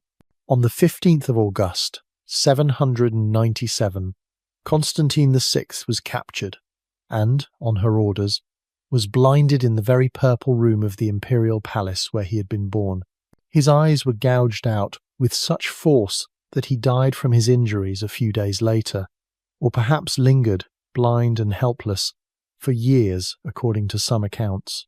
This mainstream historical fact of her blinding and subsequent death of her own son is one of the most infamous acts of maternal betrayal in history. You can almost feel the horror, the sickening realization that a mother could inflict such a cruel fate upon her own child. With Constantine VI dead, Irene reigned alone as Empress, or Basilius, the male term for emperor, a testament to her ambition, for 5 more years. She was the first woman to rule the Byzantine Empire in her own right, holding absolute power. Her coins were struck with her image and the masculine title, asserting her sole sovereignty. She even attempted to arrange a marriage alliance with Charlemagne, the powerful king of the Franks, a union that would have reunited the Roman Empire, east and west. Imagine that power couple. Historians still argue whether her act of blinding her son was a premeditated act of pure ambition, or a desperate measure born of fear for her own life in a kill or be killed political environment. However, Irene's reign as sole empress was not long-lived. Despite her ruthlessness, she was a woman ruling in a man's world, and her gender was always a point of contention. In 802, a palace coup, led by her own finance minister, Nikephoros I, deposed her. She was exiled to the island of Lesbos, the same place where Sappho had written poetry centuries before. A poetic, if rather stark, end for a woman of such brutal pragmatism. Irene of Athens died peacefully in exile on Lesbos in 803 AD, just a year after her deposition. Her shocking death wasn't a sudden, violent end for her personally, but the horrifying act she perpetrated upon her own flesh and blood to secure her power. She sacrificed her son, not on a battlefield, but on the altar of her own ambition. Her legacy is one of the ultimate cautionary tales of unchecked power and maternal ruthlessness. She reminds us that even within the most sacred of bonds, the desire for the throne can corrupt utterly. You could say she really saw her opportunity and took it, even if it meant her son couldn't point. From the blinding, brutal ambition of Empress Irene, who sacrificed her own son for power, we now travel westward to the turbulent, ever-shifting landscape of Anglo-Saxon England. Here, you will encounter a queen whose brilliance and resilience allowed her to navigate the treacherous waters of invasion, dynastic change, and even accusations of the darkest kind. Emma of Normandy. Her shocking death wasn't a physical one, but the terrifying public ordeal and near destruction of her reputation, a fate worse than any physical demise for a queen whose very power depended on legitimacy and honour. You're about to witness a woman who defied expectations, outmaneuvered conquerors, and faced down the ultimate medieval accusation. Born around 988 AD, Emma was the daughter of Richard I, Duke of Normandy. This mainstream historical fact of her high Norman aristocratic birth placed her at the heart of European politics from an early age. Her lineage connected her to a burgeoning power in northern France, a land that would soon dramatically reshape England's destiny. At the age of perhaps 12 or 13, in 1002, she was married to Ethelred the Unready, King of England. This was a purely political alliance, intended to forge a bond between England and Normandy against the constant threat of Viking raids. Imagine being shipped off to marry a king twice your age, whose nickname is the Unready. Quite the honeymoon, I imagine. Emma quickly found herself immersed in a kingdom under siege. The reign of Ethelred was largely defined by incessant and brutal Viking invasions, led by figures like Sweyn Forkbeard of Denmark. Emma bore Ethelred many children, including 2 sons, Edward, later Edward the Confessor, and Alfred. As queen, she played an active role, issuing charters and demonstrating political acumen, but the situation in England grew increasingly dire. When Sweyn Forkbeard successfully conquered England in 1013, Emma fled with her sons to her native Normandy, seeking refuge. Ethelred died in 1016, and the throne was contested between his son Edmund Ironside and Svein's son Cnut the Great. Cnut eventually emerged victorious, conquering England and establishing a new Danish dynasty. And here's where Emma's story takes a truly extraordinary turn. In 1017 she agreed to marry Canute the Great, the very man who had conquered her former husband's kingdom and driven her into exile. This mainstream historical fact of her marriage to Canute, the conqueror of England, is a testament to her incredible political pragmatism and will to survive. She understood that power lay with the victor, and she was determined to maintain her position, protect her children, and shape the future. It's like breaking up with your boyfriend and then marrying the guy who just fired him. Ballsy. With Canute, Emma bore another son, Harthacnut, further cementing her position within the new ruling dynasty. She became a powerful and influential queen once more, a crucial link between the old Anglo-Saxon order and the new Danish one. She advised Canute, and her position as mother to heirs from both dynasties made her a central figure in English politics. She was truly a queen who adapted, a survivor in the harshest of political landscapes. Cnut the Great died in 1035, and England was once again plunged into a succession crisis. Emma found herself at the heart of a bitter power struggle between her sons, Harthacnut, Cnut's son, and Harold Harefoot, Cnut's illegitimate son, and her 2 elder sons from her first marriage, Edward and Alfred. During this turbulent period, her 2 sons from Ethelred, Edward and Alfred, attempted to return to England. Alfred was captured by Harold Harefoot's men, blinded, and died shortly after. This mainstream historical fact of Alfred's brutal murder during this succession crisis cast a dark shadow, and Emma never forgot it. Eventually, Harthacnut secured the throne in 1040, ruling briefly before his own sudden death in 1042.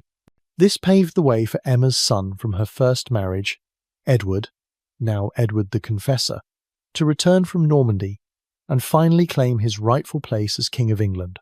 You might think Emma, the ultimate survivor and Queen Mother, would now be at peace, her son finally on the throne.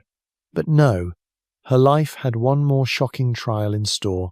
Despite her pivotal role in Edward's return, their relationship was strained. Edward likely resented his mother for her second marriage to Canute, and for seemingly prioritising her children with Canute over him and Alfred. In 1043, Edward seized much of Emma's wealth, and in 1045, the truly shocking event occurred. She was accused of treason, specifically of conspiring with King Magnus I of Norway, even more sensationally, of having an adulterous affair with Bishop Stigand of Winchester. The most terrifying accusation, however, was that of witchcraft. This mainstream historical fact of Emma's accusation of witchcraft and adultery, a charge that could lead to a horrific death, highlights the immense danger she faced.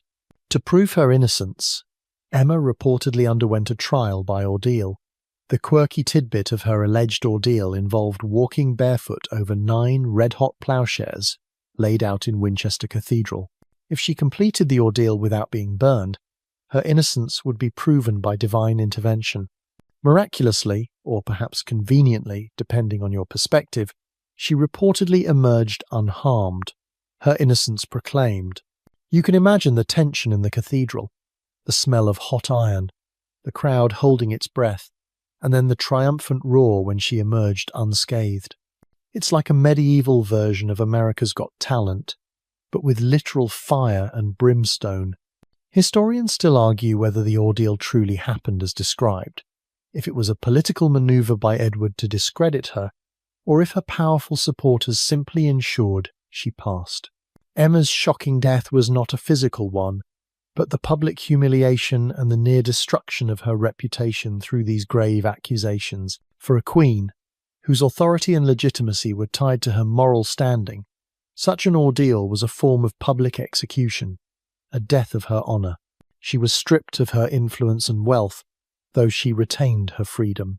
She spent her final years largely in retirement in Winchester. Emma of Normandy died peacefully in 1052, at the advanced age of around 64, having outlived 2 husbands and seen 2 of her sons rule England. Her legacy is one of remarkable resilience, political cunning, and an unyielding will to survive and thrive amidst the chaos of early medieval England. She was a queen who transcended the roles given to her, always adapting, always fighting for her place, even against the most terrifying of accusations. She was truly a queen who walked through fire and came out stronger. You could say she was hotter than any ploughshare. From the trials by ordeal and the political tightropes walked by queens like Emma of Normandy, we once again turn our gaze eastward to the glittering, complex world of the Byzantine Empire.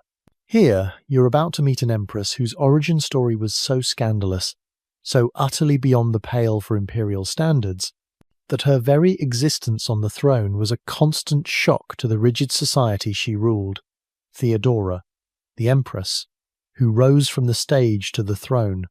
Her shocking death wasn't a brutal end to her life, but the astonishing demise of all expectations, a complete obliteration of social barriers as she climbed from the lowest rung of society to absolute power.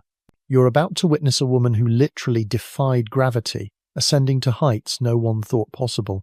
Born around 500 AD, Theodora's early life was anything but regal.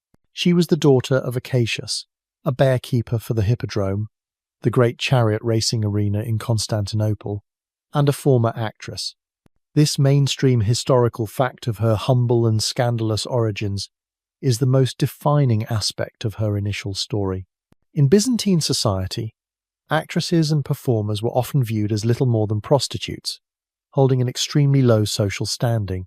Theodora herself worked as an actress, a mime, and potentially a courtesan from a very young age. Imagine that, the future empress, performing on stage, perhaps engaging in risque acts, and living a life considered utterly disreputable by the elite. It's like a medieval Cinderella story, but if Cinderella started out as a burlesque dancer, she travelled widely, gaining a reputation for her wit, beauty, and sharp intelligence, as well as for her unconventional lifestyle. At some point, She underwent a religious conversion, abandoning her former life and embracing a more ascetic path. It was during this period of transformation that she caught the eye of Justinian, who was then a rising young politician, nephew and heir apparent to the Emperor Justin I. Justinian, a man of immense intellect and ambition, was utterly captivated by her. This was no mere casual affair. He was deeply, truly infatuated. This quirky tidbit of Justinian's deep love for a woman from such a scandalous background would become the driving force behind her ascent. He simply had to have her. However, their marriage was initially impossible. Roman law, which the Byzantine Empire followed, strictly forbade men of senatorial rank, like Justinian, from marrying actresses. But Justinian was determined. He eventually persuaded his uncle, Emperor Justin, to change the law, allowing marriages between senatorial men and former actresses.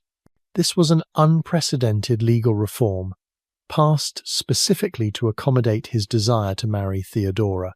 In 525 AD, they were married. You could say he literally changed the laws of the land just to put a ring on it. When Justin I died in 527, Justinian succeeded him as emperor, and Theodora, the former actress and mime, became Empress of the Roman Byzantine Empire. Her rise was, in itself, a shocking death of societal norms. Suddenly, the woman from the lowest echelons of society was at the very pinnacle of power, sharing the throne with one of history's most ambitious and influential emperors. She was no mere consort, she was Justinian's co-ruler, his confidant, and his political equal in all but name. Her true power became undeniable during the infamous Nika riots of 532 AD. These riots, sparked by disputes between rival chariot racing factions, the Blues and the Greens, but quickly escalating into a full-blown revolt against Justinian's rule, plunged Constantinople into chaos. Much of the city was burned, and thousands died. Justinian and his advisors, paralyzed by fear, were ready to flee the capital, effectively abdicating the throne. But it was Theodora who, in a moment of supreme courage and defiance, stood firm. She delivered a legendary speech, recorded by the historian Procopius, declaring, "Royalty is a good burial shroud." She stated she would rather die as an empress than live as an exile, insisting that the imperial purple, the colour of royalty, made a fine burial shroud. This mainstream historical fact of her stirring speech and resolute stance during the Nika riots saved Justinian's throne, and perhaps the empire itself. Inspired by her unwavering resolve, Justinian's generals launched a counterattack, brutally suppressing the riots and massacring over 30,000 rebels in the Hippodrome. Her courage that day cemented her authority and her place in history. It's almost like she gave a TED talk, but instead of ideas worth spreading, it was an empire worth saving. From that moment on, Theodora was recognized as a co-ruler, wielding immense influence over all aspects of imperial policy. She was Justinian's trusted advisor, actively participating in judicial, religious, and administrative decisions. She influenced his appointments, supported various religious factions, often favouring monophysitism, a belief system often at odds with Justinian's own orthodox views, and championed social reforms, particularly for women. She passed laws protecting prostitutes, granting women more rights in divorce, and prohibiting forced prostitution. This shows a compassionate side, perhaps stemming from her own difficult past. However, Theodora also had a ruthless, cunning side, just as formidable as her compassion. She was known for her political intrigues, her ability to outmaneuver rivals, and her willingness to use harsh measures to achieve her goals. Figures who crossed her, like the powerful Praetorian prefect John the Cappadocian, often met with ruin, disgraced and exiled. Theodora died on the 28th of June, 548 AD, at the age of about 48, likely from cancer. Her shocking death was not a violent end, but the incredible, unprecedented journey from the gutters to the throne. a woman of scandalous origins who became one of the most powerful and influential empresses in Byzantine history. Her life story was a continuous shock to the established order. She broke every social rule, defied every expectation, and rose to power with sheer determination and force of will. Historians still argue whether Procopius's damning portrayal of Theodora in his Secret History, describing her past in lurid detail, was an accurate reflection of her character or a malicious smear campaign by a disgruntled courtier who resented her power. Regardless, her life was a testament to how one woman could shatter the rigid class structures of an empire. You could say she truly put the performance of power. From the extraordinary and scandalous ascent of Empress Theodora, who reshaped the very definition of imperial power from the stage, we now pivot back to the medieval West. Our next queen offers a different kind of strength, one built on unwavering resolve, diplomatic skill, and an almost superhuman resilience, Blanche of Castile. Her shocking death wasn't a violent end, but the gradual, exhausting toll taken by years of relentless regency, political manoeuvring, and the burden of protecting her young son's kingdom against internal and external enemies. You're about to witness a woman who was the very embodiment of a lioness protecting her cub, fiercely guarding the future of France through sheer force of will.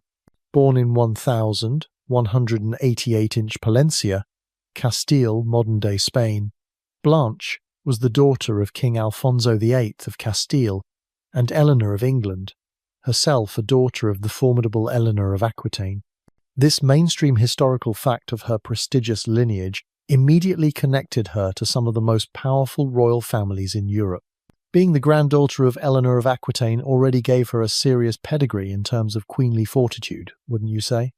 In 1200, at the tender age of 12, she was married to Louis, the eldest son of King Philip II, Augustus of France, as part of a peace treaty between England and France. This arranged marriage was a crucial step in cementing diplomatic ties between two rival powers. Imagine being a child, knowing your entire life is dedicated to a political alliance. No pressure, just the fate of nations on your tiny shoulders. Blanche quickly adapted to the French court, learning its customs and its language. She bore Louis many children, ensuring the Capetian dynasty's succession. When her husband ascended the throne as Louis VIII in 1223, Blanche became Queen of France. Her reign as queen consort was relatively brief, as Louis VIII died just 3 years later, in 1226, leaving behind a young son, Louis IX, who was only 12 years old. And just like that, Blanche, now a widow, was plunged into the most demanding role a medieval queen could face, that of regent for a minor king. This mainstream historical fact of her becoming regent for Louis IX is the defining period of her life. She faced an immediate and intense challenge. The powerful French barons, many of whom resented the centralized power of the monarchy and saw the king's minority as an opportunity to reclaim their feudal independence, quickly formed a coalition against her. They viewed a widowed, foreign-born queen as a weak target. Oh, how wrong they were. Blanche proved to be an exceptionally shrewd and determined ruler.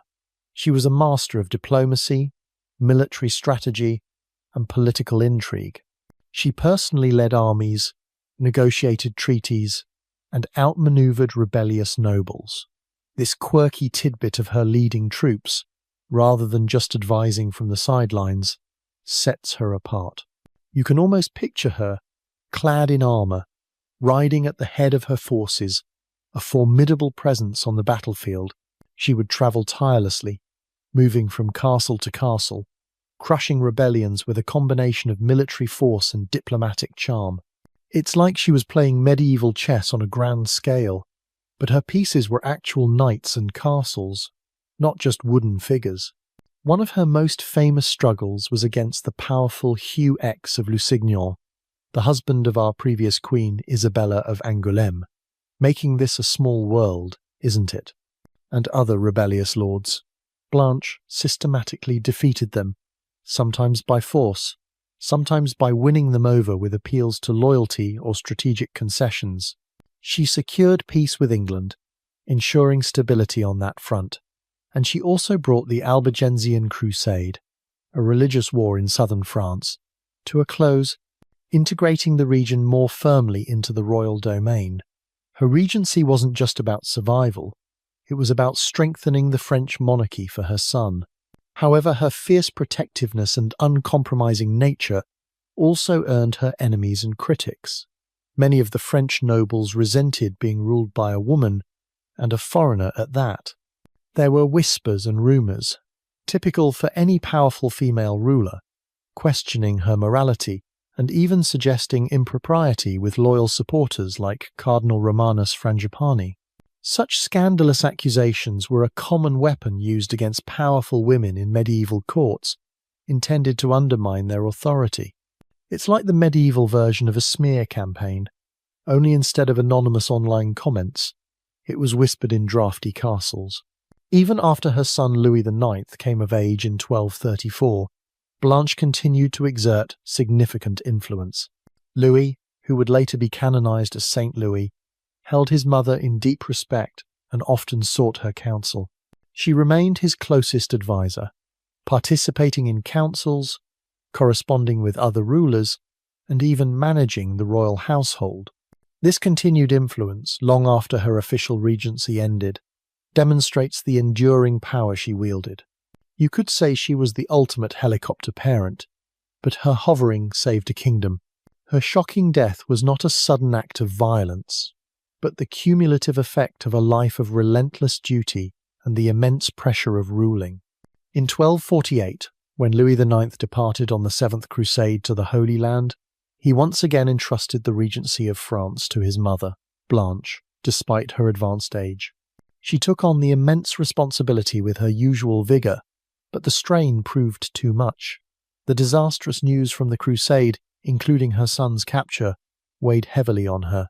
Blanche of Castile died in 1252, at the age of 64, from dysentery, likely exacerbated by exhaustion and stress. Her death was peaceful, but it marked the end of an era of fierce protection and unwavering commitment to the French throne.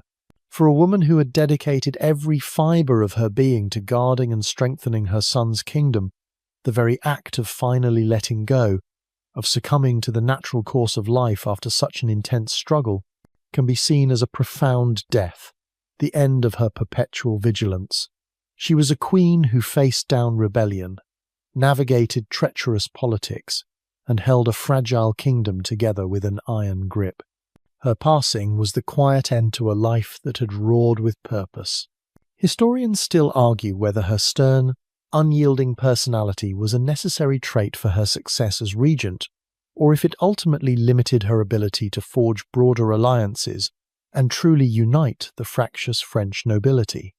Regardless, she left an indelible mark, ensuring the Capetian dynasty's strong foundation for centuries to come. You could say she didn't just rule France, she practically mothered it. From the steadfast and relentless regency of Blanche of Castile, who guarded France with the fierce protectiveness of a lioness, we now pivot to a queen whose reign was marked by a unique blend of intellectual prowess, shrewd diplomacy, and fierce independence, all set against the dramatic backdrop of the Crusades. Melisende of Jerusalem. Her shocking death wasn't a brutal assassination or a public execution, but the poignant, gradual loss of her power and the tragic dissolution of her family, a quiet end to a life that had, for decades, embodied the very soul of the Latin kingdom of Jerusalem. You're about to witness a queen whose enlightened rule shone brightly amidst the tumultuous Crusader states, only to see her legacy unravel. Born in 1105, Melisende was the eldest daughter of King Baldwin II of Jerusalem and Morphia of Melitene. This mainstream historical fact of her birth into the ruling dynasty of the Crusader kingdom made her a crucial figure from the very start. Unlike many medieval princesses, Melisende was not merely a pawn in dynastic games.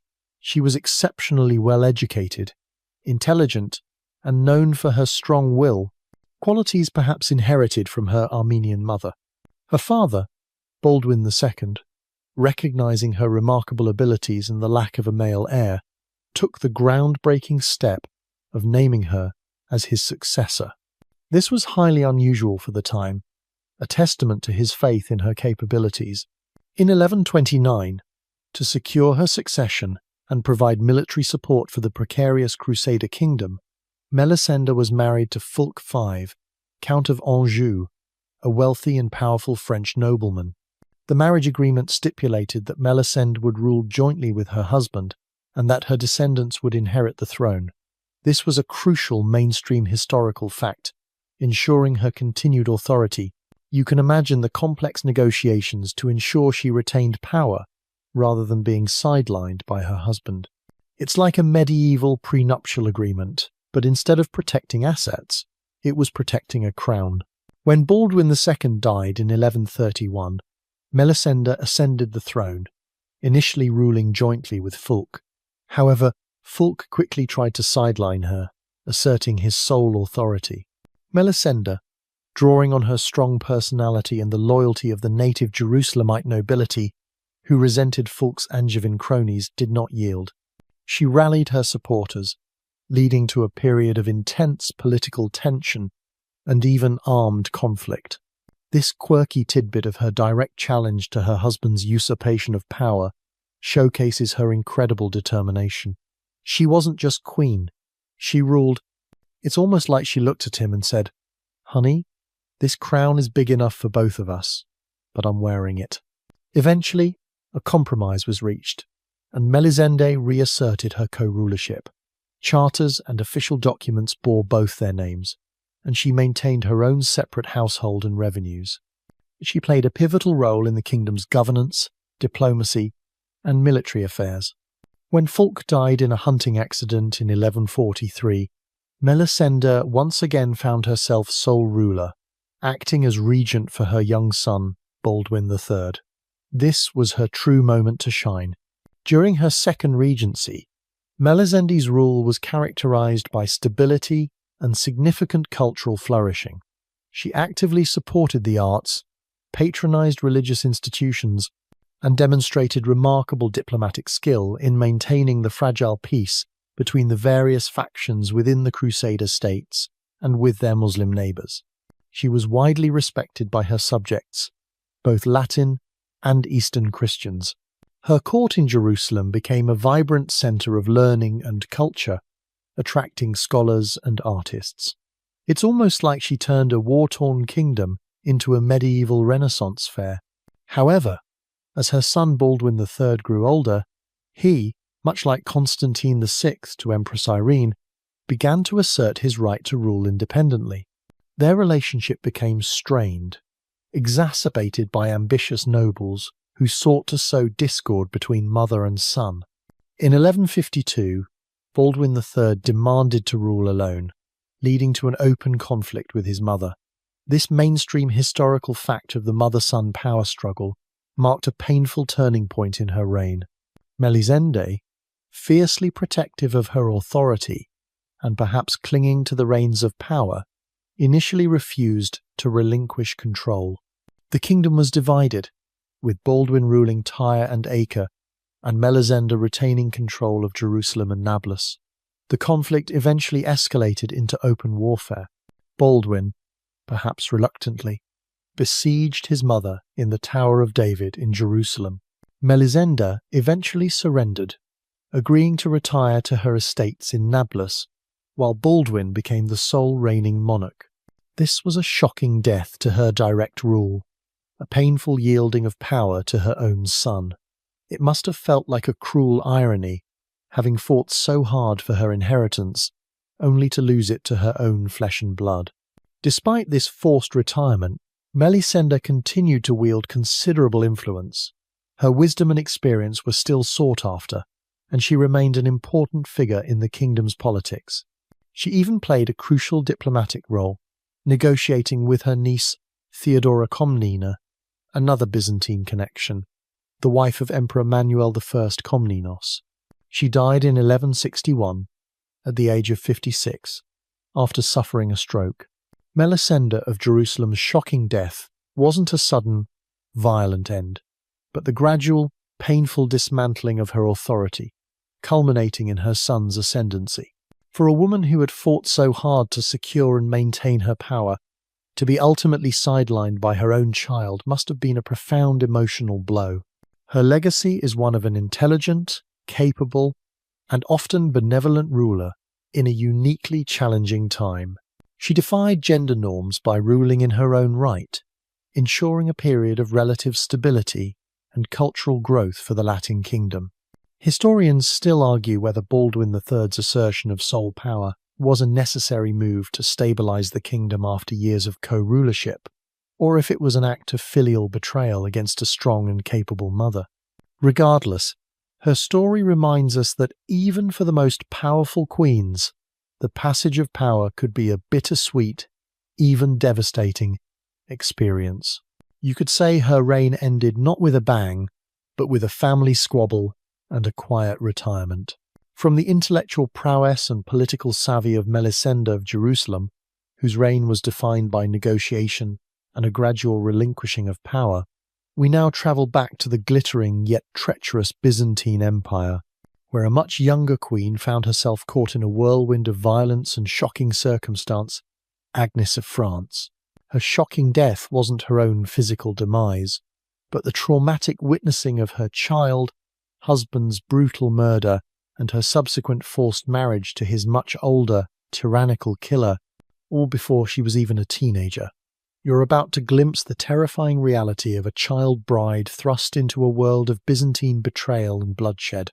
Born in 1171, Agnes was a princess of France, daughter of King Louis VII and his third wife, Adele of Champagne.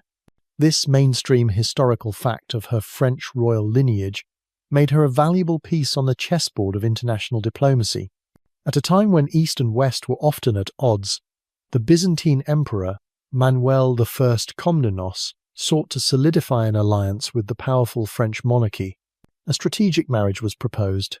Agnes would marry Manuel's young son and heir, Alexios II Komnenos. Imagine being a little girl, perhaps 7 or 8 years old, being told you're going to sail across the known world to marry a boy you've never met, to secure an empire.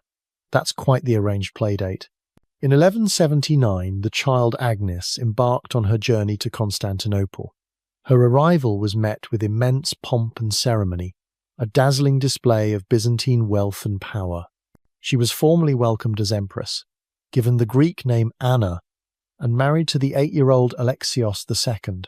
This mainstream historical fact of her child marriage to Alexios II underscores the political nature of these unions, where personal feelings were secondary to dynastic strategy. You can picture the elaborate ceremonies, the tiny, bewildered figures exchanging vows they barely understood, dressed in robes of imperial purple. It's like a royal dollhouse wedding, but with real crowns and very high stakes. Their childhood reign, however, was brief and utterly overshadowed by political turmoil. Emperor Manuel I died in 1180, leaving Alexios II, a boy of 11, as emperor, with his mother Maria of Antioch acting as regent. The Byzantine court was a viper's nest of factions, and the regency of a foreign-born Empress Dowager was deeply unpopular. The stage was set for a dramatic and bloody usurpation. The man who would seize power was Andronikos I Komnenos, a charismatic, ruthless, and ambitious first cousin once removed of Alexios II. Andronikos, who had a long history of rebellion and exile, returned to Constantinople, ostensibly to protect the young emperor. However, he quickly seized control, whipping up anti-Latin sentiment among the populace and exploiting the widespread discontent with the regency. This mainstream historical fact of Andronikos's ruthless usurpation defines Agnes's early years as empress. What followed was a terrifying descent into tyranny. Andronikos first imprisoned and then brutally murdered many nobles who opposed him. He even had Empress Maria of Antioch, Agnes's mother-in-law and the Queen Regent, strangled. Then came the truly horrifying act. In 1183, Alexios II Komnenos, Agnes's 11-year-old husband and reigning emperor, was publicly strangled with a bowstring. This was the first, and most immediate, shocking death directly impacting Agnes. She was barely 12 years old herself, a foreign child empress witnessing the brutal murder of her imperial husband by his own kinsman. Imagine the terror, the screams, the realization that the world you knew had just been ripped apart. But the shocks weren't over for young Agnes. Andronikos I, now fully in control, then made a truly astonishing and scandalous move. Despite being in his 60s, or late 50s, and a first cousin of Alexios II's father, making him Agnes's former great-uncle-in-law, or first cousin to her father-in-law, he forced Agnes to marry him. This quirky tidbit of her forced marriage to her murdered husband's elderly, tyrannical killer is one of the most bizarre and disturbing incidents in Byzantine imperial history. It was a cynical act designed to legitimize his usurpation by linking him to the legitimate imperial line, however tenuous the connection. You can picture the sheer trauma, the incomprehensible horror for a young girl forced into such a union. It's like something out of a very disturbing medieval Lifetime movie. Andronikos' reign was short but incredibly brutal, a period of terror marked by purges and executions of anyone he suspected of disloyalty. He was a tyrant who inspired both fear and resentment. But his reign, like many tyrannies, eventually collapsed.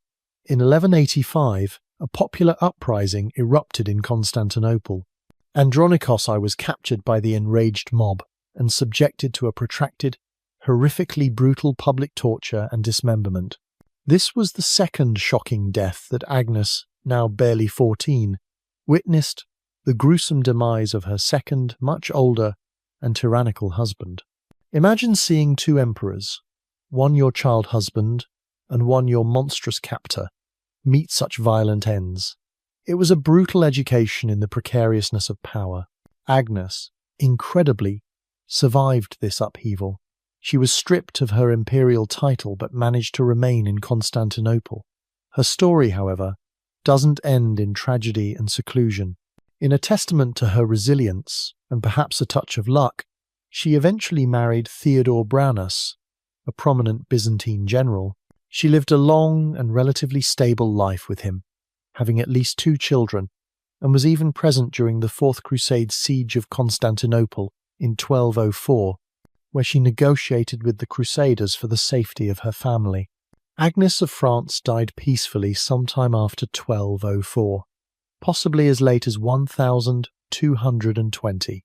Her shocking death was not a violent end to her own life, but the series of traumatic experiences she endured from such a young age, witnessing 2 imperial murders, being forced into a scandalous marriage with her first husband's killer, and surviving a period of extreme political violence.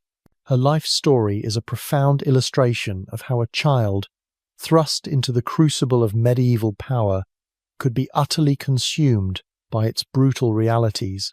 Historians still argue whether Agnes, despite her extreme youth, played any active role in the intrigues surrounding Andronikos, or if she was simply a traumatized pawn in a ruthless game of power, a silent witness to horrors far beyond her years. You could say she got a crash course in royal drama, and the tuition was incredibly high. From the harrowing, violent life of Agnes of France, a child queen caught in the Byzantine maelstrom, we now turn to a queen whose life was defined not by the intrigues of a grand court, but by the windswept seas and dusty roads of the Crusader East, Berengaria of Navarre. Her shocking death wasn't a sudden, brutal end to her life, but the quiet, poignant demise of any conventional queenly role, a monarch who reigned for nearly a decade over a kingdom she never once set foot in. You're about to meet the Queen of England, who barely saw England, a testament to the strange and often impersonal nature of medieval royal marriages. Born around 1165, Berengaria was the eldest daughter of King Sancho VI of Navarre, a small but strategically important kingdom in the Pyrenees Mountains between France and Spain. This mainstream historical fact of her Navarrese lineage gave her a royal, albeit not incredibly powerful, standing. Her family was known for its strong ties to the arts and culture, and Berengaria herself was described as beautiful, prudent, and intelligent. While not as politically formidable as some queens, she was a suitable match for a king. Her path to the English throne was, like many royal unions, purely political, but with a particularly convoluted backstory. Her future husband was Richard the Lionheart, son of Henry II, and Eleanor of Aquitaine, and a legendary Crusader king. Richard had, for years, been betrothed to Alice of France, King Philip II, Augustus's sister. However, there were persistent and scandalous rumours that Alice had been Henry II's mistress and had even borne him a child. Eleanor of Aquitaine, ever the master manipulator, wanted to prevent Richard from marrying Alice, a union that would not only be incestuous, but also solidify an unwanted alliance with her longtime enemy, the French king. So, Eleanor, with typical vigour, rode over the Pyrenees herself to arrange Richard's marriage to Berengaria.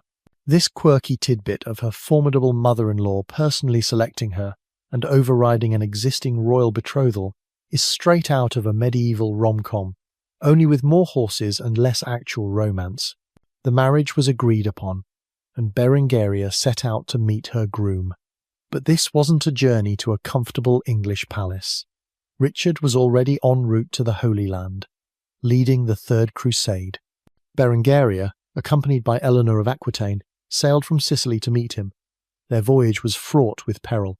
Their ships were separated by a storm, and Berengaria's vessel was driven ashore near Cyprus, then ruled by the tyrannical Isaac Komnenos, who imprisoned her and her retinue. Richard, upon hearing this, immediately diverted his massive Crusader fleet, conquered Cyprus in a swift and brutal campaign, and rescued his bride. And it was on Cyprus, in May 1191, that Richard the Lionheart and Berengaria of Navarre were married. Crucially, she was also crowned Queen of England on the island, far from the traditional coronation site of Westminster Abbey. This mainstream historical fact, that she was crowned Queen of England in Cyprus, immediately set her apart as a queen of a different kind. Her entire experience of becoming Queen of England was tied to the Crusades, not to the realm itself. It's like getting married on a destination wedding, but the destination is a war zone. For the next year and a half, Berengaria accompanied Richard on the Third Crusade. She was not directly involved in battles, of course, but she shared the hardships of camp life, travelling with the army and witnessing the brutal realities of holy war. She was a silent, supportive presence, a queen in the midst of a male-dominated military campaign. Her life during this period was nomadic, a far cry from the settled, politically engaged lives of other medieval queens. She never bore Richard any children, a significant disappointment that further lessened her political standing in an age obsessed with dynastic succession. Historians still argue whether Richard the Lionheart and Berengaria had a genuine emotional connection, or if their marriage remained a purely political alliance, given Richard's known preferences and their minimal time together. When Richard left the Holy Land in 1192, Berengaria returned separately, making her way back to Europe. Richard, as you might know, was infamously captured and imprisoned in Austria on his way home, leading to a massive ransom effort. Berengaria played little direct role in securing his release, a testament to her lack of political power and influence within the English court, which was largely managed by Richard's ministers and his formidable mother. She eventually settled in Poitou, a region of Richard's vast Angevin empire in France. Upon Richard's release and return to England, he spent very little time with Berengaria. Indeed, despite being Queen of England for nearly 10 years, Berengaria never once set foot in England during Richard's reign. This mainstream historical fact is the most shocking death to her traditional queenly role. She was Queen of England by title, but essentially a ghost queen, a distant figure who resided almost exclusively on the continent. Her marriage was one of convenience, providing Richard with a dowry and a prestigious alliance, but little in the way of a close personal relationship or shared governance. It's like being married to a rock star who's always on tour, and you never even get to visit his home. After Richard's death in 1199, Berengaria became a dowager queen. Her life was then largely consumed by financial struggles, constantly petitioning Richard's brother and successor, King John, for the payment of her widow's portion, her dower. John, notorious for his financial manipulations, often withheld her funds, forcing her to appeal to the Pope and various European monarchs for assistance. She finally received a settled income late in her life. Berengaria of Navarre died in 1230, at the age of around 65, as an abbess at the Cistercian monastery of Les Paux in France, which she had founded. Her death was peaceful, but her life as a queen was marked by the shocking absence from the very kingdom she theoretically ruled. She was a monarch defined by her detachment, a queen who existed more as a symbol of alliance than as a tangible presence in her realm. Her story is a poignant reminder of how royal marriages were often purely transactional, reducing even queens to political figures rather than active participants in the lives of their subjects. You could say she was the ultimate long-distance queen, racking up frequent flyer miles instead of royal duties. From the distant, largely symbolic reign of Berengaria of Navarre, a queen who never saw her kingdom, we now journey back to the heart of Europe, where a queen of immense power and strategic brilliance dramatically reshaped the political map.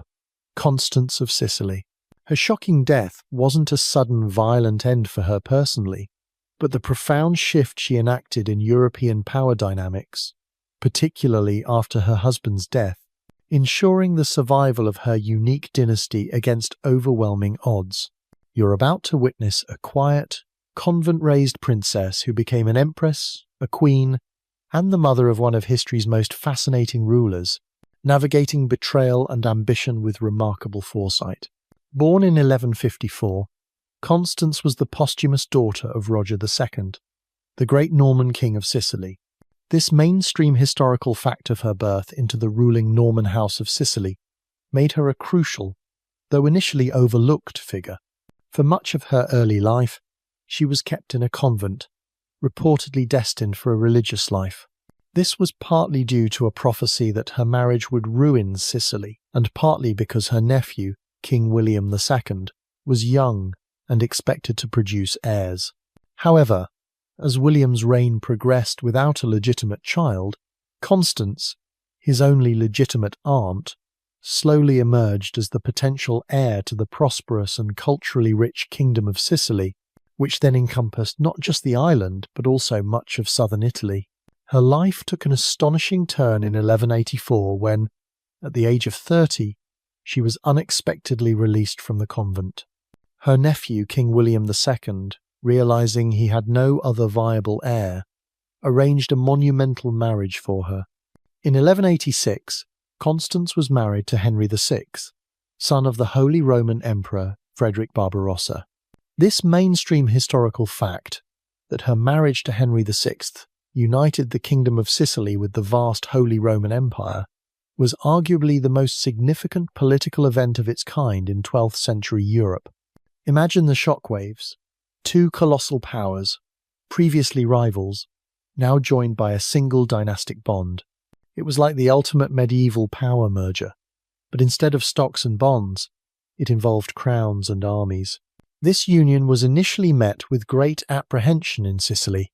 Many feared that the powerful German Hohenstaufen dynasty would swallow their vibrant, multicultural Norman kingdom. Their fears were not unfounded. When William II died, childless, in 1189, Constance was the rightful heir, but many Sicilian nobles, desperate to avoid German domination, rallied behind an illegitimate cousin, Tancred of Lecce, who seized the throne. Thus began a brutal and prolonged struggle for the Sicilian crown. Henry VI, now emperor after his father Barbarossa's death, launched multiple campaigns to claim his wife's inheritance. These invasions were often marked by extreme brutality, and Henry's forces met fierce resistance. Constance herself was even captured by Tancred's forces in 1191 and held captive for a time, a humiliating ordeal for an empress. She was later released through papal intervention. This period was one of constant warfare and treachery, a stark contrast to her quiet upbringing in the convent. Despite these setbacks, Henry VI eventually triumphed, conquering Sicily in 1194.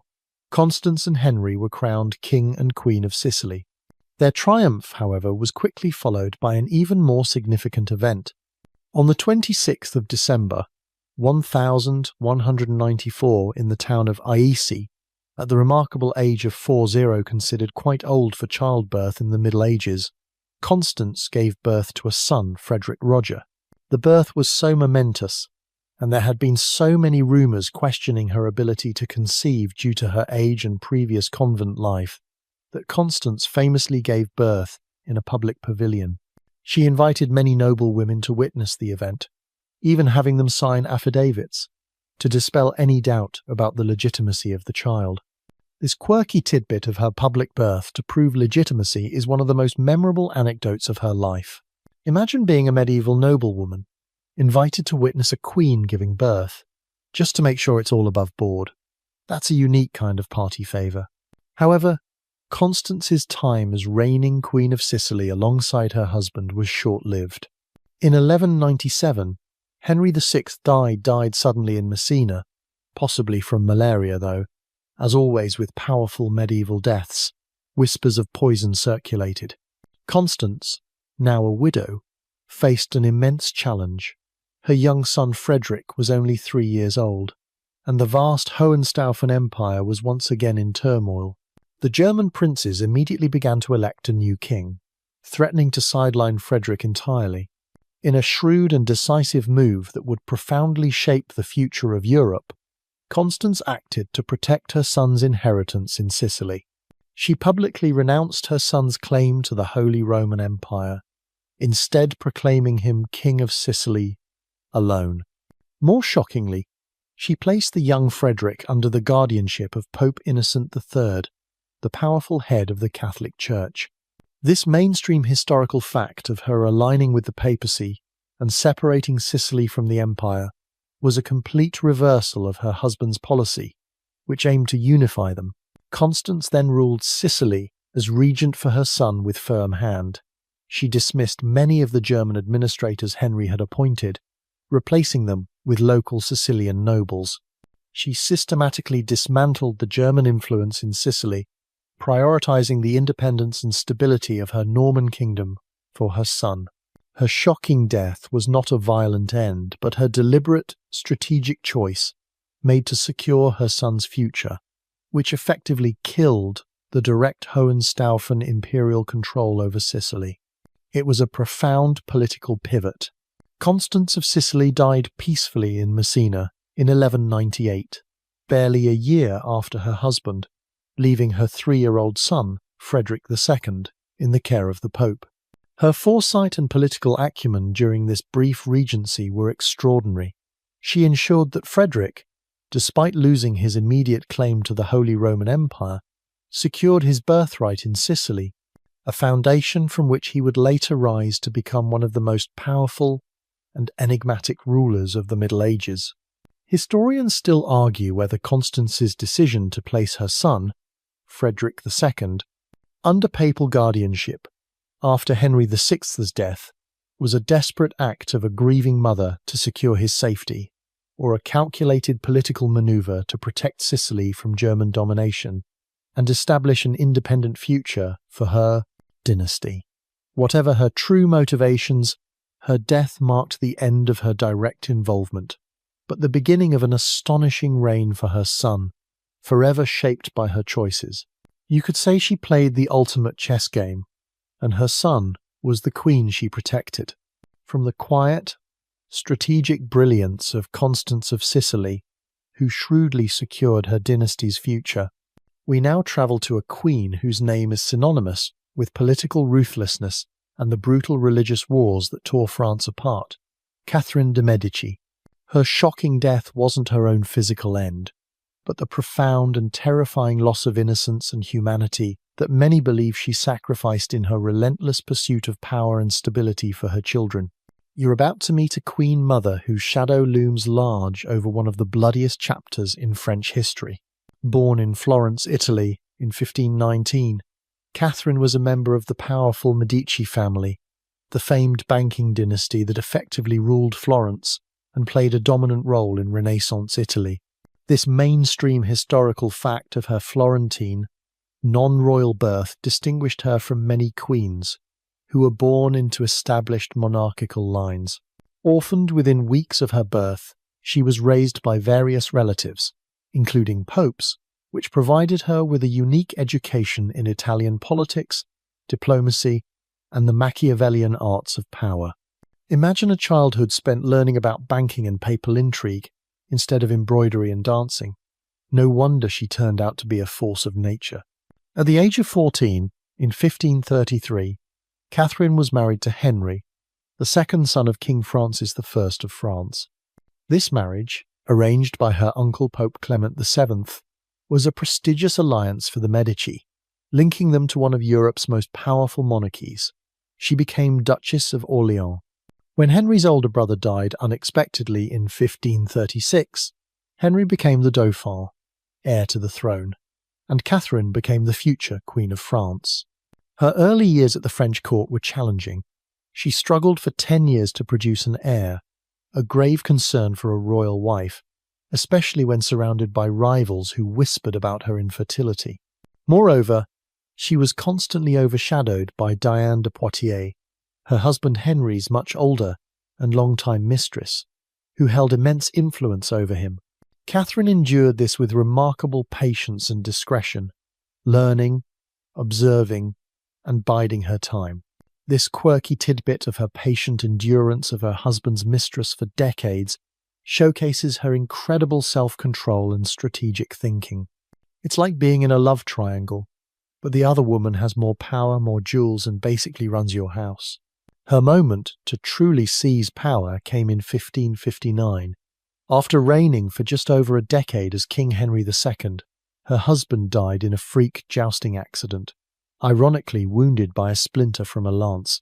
His death plunged Catherine into the heart of royal power. For the next 3 decades, she would be the dominant figure in French politics. This mainstream historical fact of her becoming a powerful Queen Mother, regent after her husband's unexpected death, is the pivotal turning point in her life. Catherine found herself Queen Mother to 3 successive sons who reigned as kings, each dying young and leaving her to pick up the pieces. Francis II, who reigned for just over a year, married to Mary, Queen of Scots, Charles IX, and finally Henry III. This period coincided with the devastating French Wars of Religion, a brutal conflict between Catholics and Protestants, Huguenot, that threatened to tear France apart. Catherine's main goal was to preserve the Valois monarchy and the unity of France for her sons, often shifting alliances and employing various strategies to maintain a delicate balance of power. It's like trying to keep 3 highly competitive siblings from burning down the house, but the house is a kingdom, and the siblings have armies. Her most infamous and shocking act, the one that forever stained her reputation, was her alleged involvement in the St. Bartholomew's Day massacre in August 1572. After a period of attempted reconciliation between Catholics and Protestants, many prominent Huguenot nobles, including Admiral Gaspard de Coligny, were gathered in Paris for the wedding of Catherine's daughter Marguerite to the Protestant Henry of Navarre, the future Henry IV. A failed assassination attempt on Coligny led to a climate of extreme tension. What followed was a horrific, systematic slaughter of thousands of Protestants in Paris and across France, lasting for several days. Coligny himself was among the first victims. The massacre was a turning point in the wars of religion, utterly destroying any hope of peaceful coexistence. While the precise extent of Catherine's direct order for the general massacre remains a hotly debated topic, it is widely believed that she, along with her son Charles IX and royal council, at the very least sanctioned the initial killing of the Protestant leaders out of fear of a Huguenot coup. The sheer scale and brutality of the event, a shocking death for thousands, cemented her image as a ruthless, Machiavellian figure. You can imagine the terror, the screams, the streets running red with blood, all under the shadow of the Queen Mother's power. Catherine's political methods were often ruthless, characterized by intrigue, deception, and a willingness to use any means to achieve her goals. She maintained a network of spies and informants. She famously had a flying squad or escadron volant of beautiful, charming ladies-in-waiting who were allegedly used to flirt with and influence powerful men at court, subtly extracting information or swaying opinions. This quirky tidbit, while perhaps exaggerated, speaks to her cunning and unconventional approach to power. It's like medieval espionage, but with more corsets and perfume. Despite the controversies, Catherine was a patron of the arts, responsible for commissioning beautiful chateaux and gardens, and bringing Italian Renaissance culture to France. She was also a devoted mother, fiercely protective of her children, even if her methods were extreme. Catherine de' Medici died peacefully in 1589, at the age of 69, having seen the Valois dynasty effectively end with the assassination of her last surviving son, Henry III, shortly after her own death. Her shocking death wasn't her physical demise, but the enduring legacy of her ruthlessness, particularly her perceived role in the St. Bartholomew's Day massacre. For many, she embodied the dark side of power, a queen who sacrificed moral rectitude for the sake of political expediency and dynastic survival.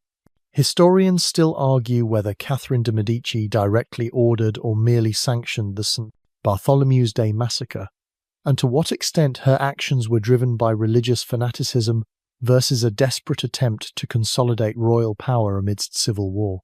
Regardless, her name remains synonymous with cunning, power, and a shocking indifference to bloodshed when the stakes were highest. You could say she truly embraced the idea that to make an omelette, you have to break a few 100,000 eggs. From the calculating shadows of Catherine de' Medici's court, where survival meant mastering the art of ruthless political manoeuvring, we now travel north to a queen whose charm, beauty, and tragically, her very existence, became a fatal threat. Mary, Queen of Scots. Her shocking death wasn't merely sudden or brutal. It was a public execution, a deliberate act of regicide against a reigning monarch, albeit a former one, an event that sent tremors of outrage and fear across every royal court in Europe. You're about to witness the dramatic climax of a rivalry that captivated a continent, ending with the chilling thud of an executioner's axe. Born in 1542, Mary became Queen of Scotland when she was just 6 days old, following the death of her father, James V. This mainstream historical fact of her infant ascension to the throne immediately plunged her into the heart of Anglo-Scottish dynastic struggles. At the age of 5, she was sent to France to be raised at the opulent French court, groomed to marry the Dauphin Francis, heir to the French throne. Imagine that, growing up in the most sophisticated court in Europe, learning multiple languages, poetry, and courtly arts, while back home, your kingdom is being run by regents and torn apart by religious conflict. It's like being sent to a really fancy boarding school while your house is on fire.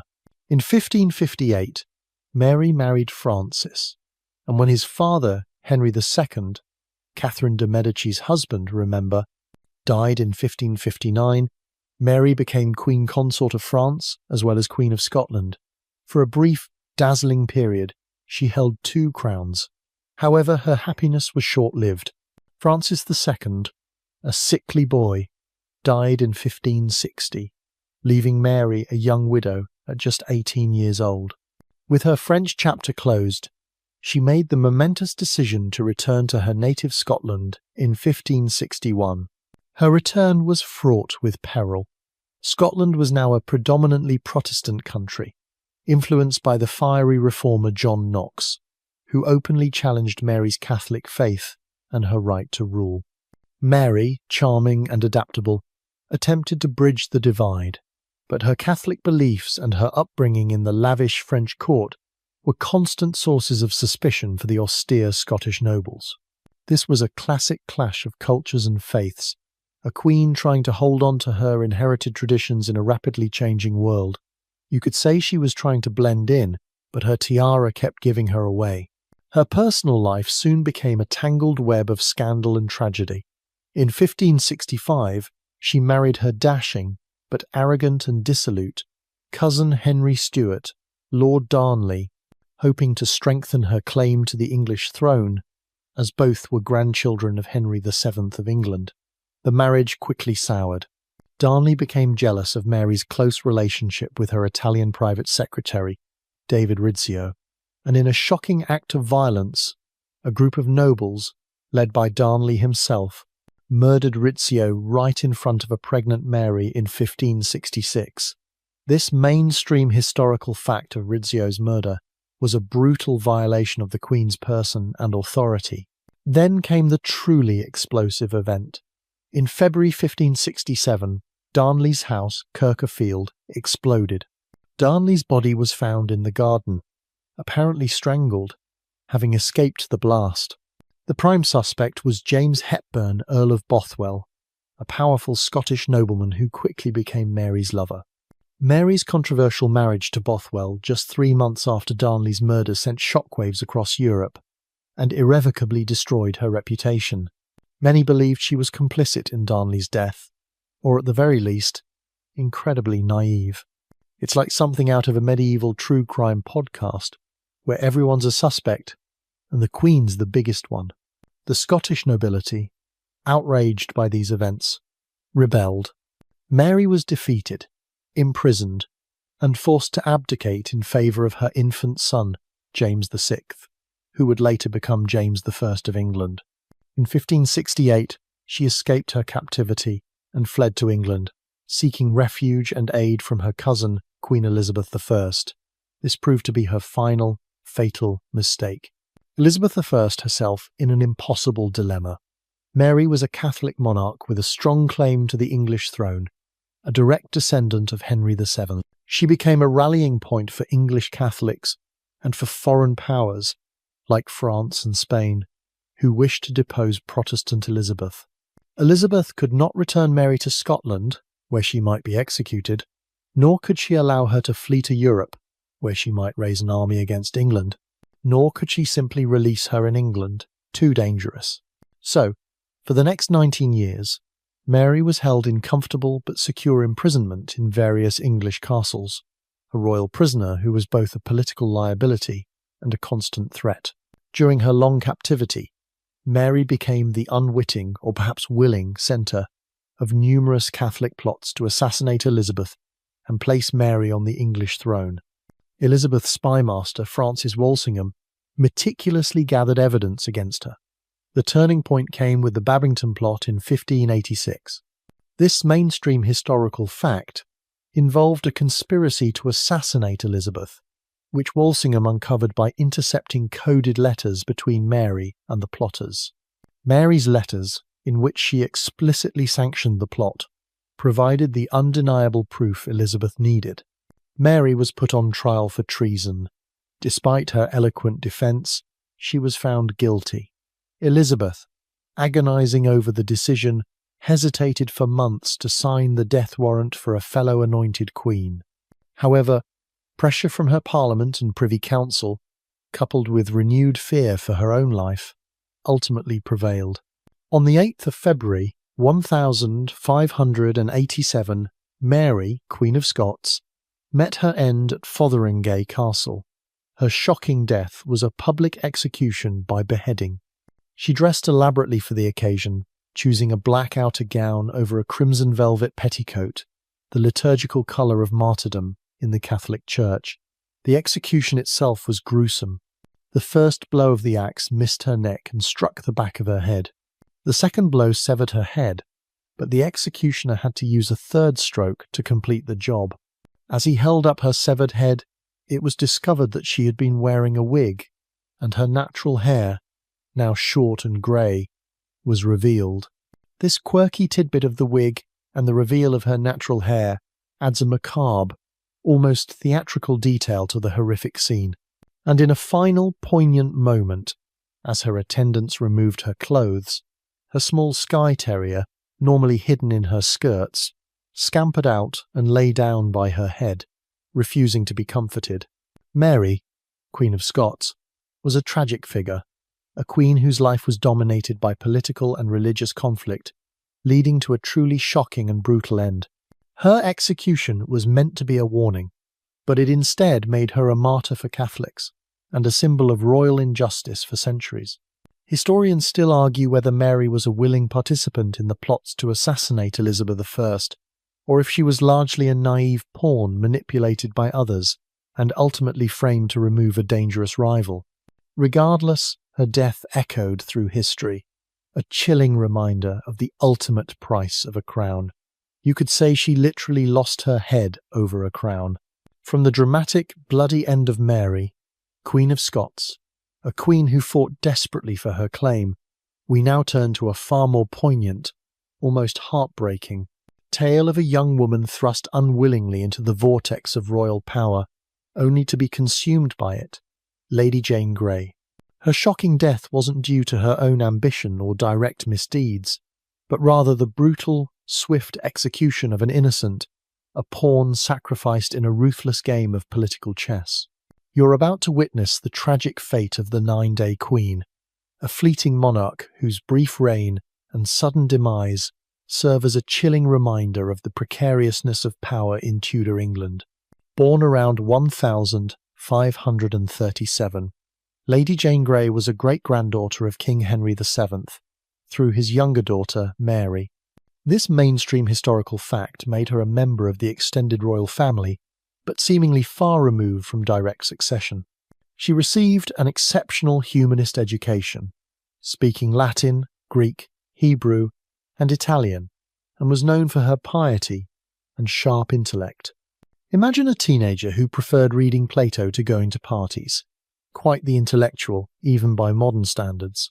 She was, by all accounts, a quiet, studious girl, seemingly destined for a life of scholarly pursuits rather than the cutthroat world of the English court. However, her royal bloodline made her a valuable, if unwilling, instrument for ambitious men. King Edward VI, Henry VIII's only son, was a staunch Protestant, committed to preventing his Catholic half-sister Mary from inheriting the throne.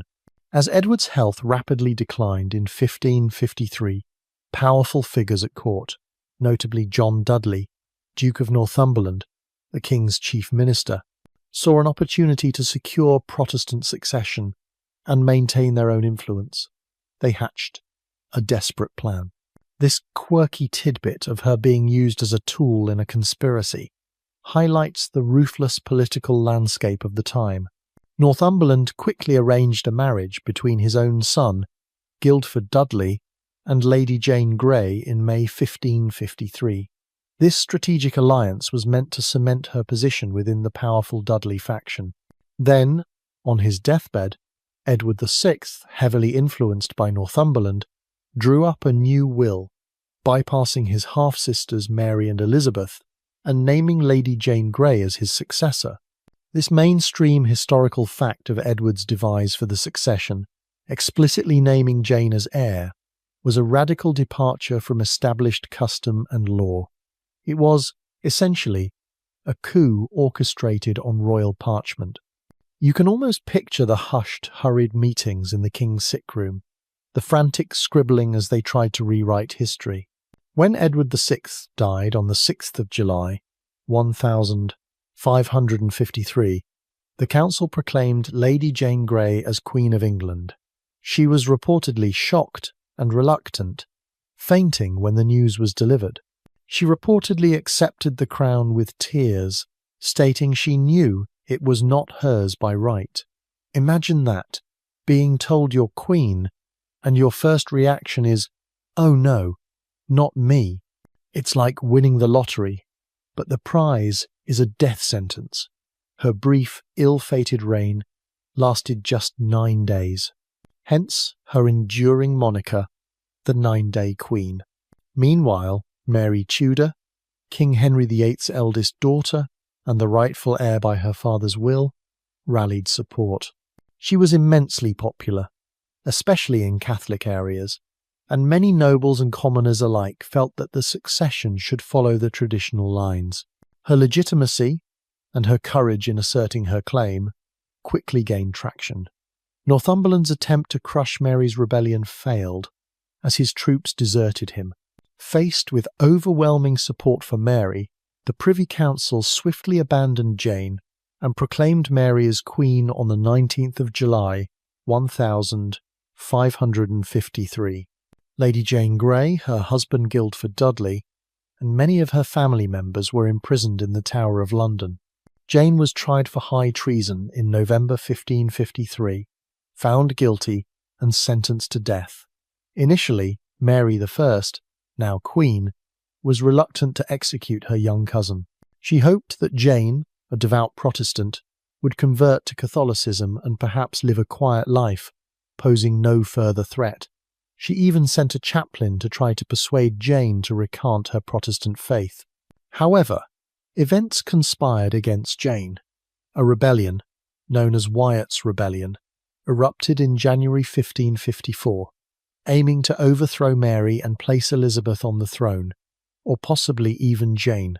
Although Jane had no part in planning or supporting the rebellion, her continued existence, even imprisoned, was seen as a dangerous symbol, a potential rallying point for future revolts. This mainstream historical fact of Wyatt's rebellion directly sealed Jane's fate. The fear it instilled in Mary's government meant Jane could no longer be allowed to live. Historians still argue whether Jane's involvement in accepting the crown was an act of genuine, albeit reluctant, ambition, or simply the naive compliance of a young woman manipulated by powerful older men.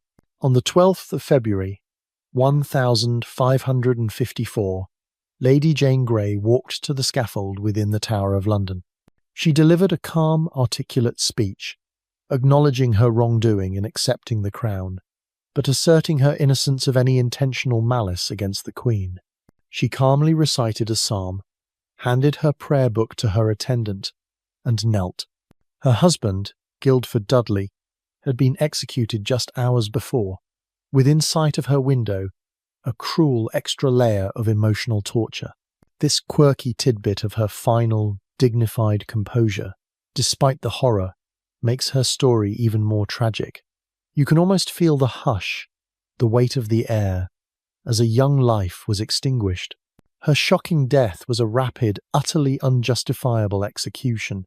She was just 16 or 17 years old, a scholar, a quiet girl who became a queen for 9 days against her will, only to be cast down and beheaded for a crime she barely committed. The axe fell swiftly, ending her life and her brief, tragic reign. It was a stark demonstration of the brutal consequences of losing the Game of Thrones in Tudor England, a reminder that innocence offered no protection when power was at stake. You could say she got a very short-term gig as queen, and the severance package was really brutal. Lady Jane Grey's story echoes through history as a poignant symbol of a life unfairly cut short by political machinations. Her intelligence, piety, and courage in the face of death transformed her into a Protestant martyr for many, a tragic figure caught in the cross-currents of ambition and faith. Her shocking end underscores the terrifying reality that in the ruthless world of medieval and early modern royalty, a crown could indeed be a death sentence, even for the most reluctant of wearers. From the brief, tragic reign of Lady Jane Grey, an unwilling pawn in a deadly game, we now pivot to a queen whose life was a whirlwind of political intrigue, personal scandal, and direct accusations of murder. Joanna I of Naples. Her shocking death isn't just one event, but a series of brutal demises connected to her, culminating in her own chilling execution, a mirror image of the very crime she was accused of. You're about to delve into the dramatic, often horrifying life of a queen who was both a victim and, many claimed, a perpetrator of regicide. Born in 1326, Joanna was the eldest daughter of Charles, Duke of Calabria, and Marie of Valois. She was born into the Capetian house of Anjou, a powerful French dynasty that ruled the prosperous and strategically vital Kingdom of Naples, encompassing much of southern Italy. This mainstream historical fact of her direct inheritance of the Neapolitan throne made her a prize from birth. She received a comprehensive education, immersing herself in literature, music, and the intellectual currents of her time, cultivated in the vibrant court of Naples. She was intelligent, charming, and by all accounts beautiful, a true Renaissance woman before the Renaissance was even in full swing. However, her destiny was intertwined with political machinations. In 1334, at the age of 8, she was married to her cousin, Andrew of Hungary, who was just 7. This alliance was intended to unite the Neapolitan and Hungarian branches of the Angevin dynasty, but it was fraught with tension from the start. Andrew's Hungarian upbringing was starkly different from Joanna's refined Neapolitan court, and his boorish behaviour and his Hungarian kinsman's incessant demands for power and influence in Naples created deep resentment. Joanna found herself constantly at odds with her husband, whose attempts to assert authority over her kingdom and person were deeply resented by the Neapolitan nobility. It's like a medieval reality television show, but everyone actually hated each other, and the stakes were kingdoms. The simmering animosity boiled over into tragedy in 1345. Andrew, just 18 years old, was murdered while the royal couple was staying at Aversa, a hunting lodge outside Naples. He was reportedly ambled at night by a conspiracy of nobles, strangled with a silken cord, and then thrown from a window of his bedchamber. His body was left ignominiously in the garden below. This mainstream historical fact of Andrew's brutal murder is the defining event of Joanna's early reign, and the primary shocking death connected to her. The finger of suspicion immediately pointed at Joanna. While she always denied direct involvement, her enemies and many historians believed she either orchestrated the plot or, at the very least, was aware of it and did nothing to stop it.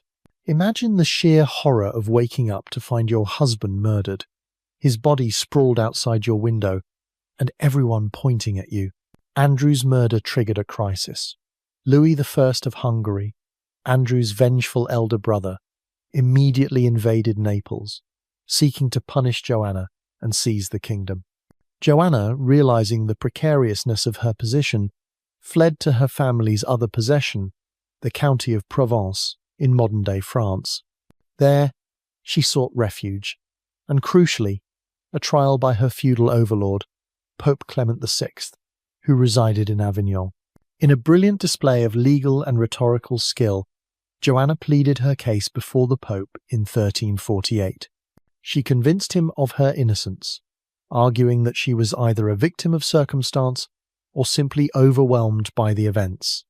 The Pope, who had a vested interest in keeping Naples, a papal fief, out of Hungarian hands, eventually acquitted her. This was a massive political victory and a unique moment in medieval legal history.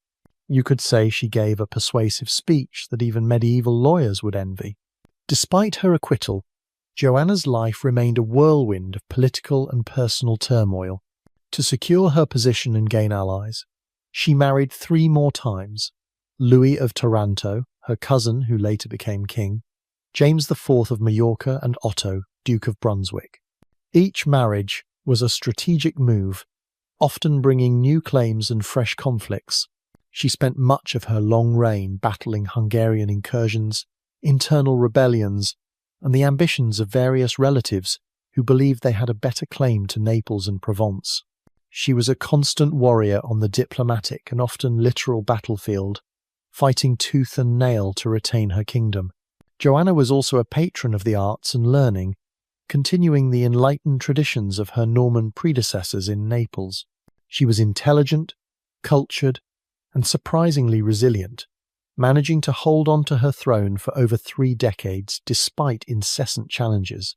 However, her reputation remained tainted by the persistent rumours of her involvement in Andrew's murder, and she was often viewed by her enemies as a ruthless and immoral sovereign.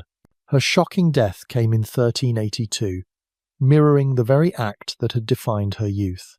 By this time, she was an aging queen, Her final marriage to Otto of Brunswick had been fraught, and she faced a new, formidable challenger, her own cousin, Charles of Durazzo, who had papal backing and Hungarian support. Charles invaded Naples, besieged Joanna in Castelnuovo, and eventually captured her. Charles then transported Joanna to the castle of Muro-Lucano. On May 12, 1382, in a chilling echo of her first husband's fate, Joanna I of Naples was strangled to death, allegedly with a silken cord. Some accounts even suggest her body was thrown from a window, just as Andrew's had been. This quirky tidbit of her own death mirroring Andrew's is truly haunting, lending a sense of poetic, albeit grim, justice to her tumultuous life. It's almost like a scriptwriter wrote her ending to parallel her beginning. Joanna I of Naples' death was a violent and ignominious end for a queen who had navigated decades of intrigue, scandal, and warfare. She was an intelligent and resilient ruler, but one whose life was perpetually overshadowed by the dark accusation of regicide. Her shocking death, whether truly deserved or a cruel twist of fate, sealed her legacy as the murderous Queen of Naples, a testament to the brutal consequences of power struggles in the medieval world. Historians still argue whether Joanna I was directly complicit in the murder of her first husband Andrew, or if she was a victim of circumstances and court intrigue, effectively framed by her enemies for political gain. Regardless, her life stands as a vivid, tragic example of a queen who lived and died by the sword, or in her case, by the strangler's cord. From the accusations and counter-accusations that plagued Joanna I of Naples, a queen who faced a violent end perhaps mirroring her own alleged crime, we now plunge into the turbulent, superstitious world of England during the Wars of the Roses.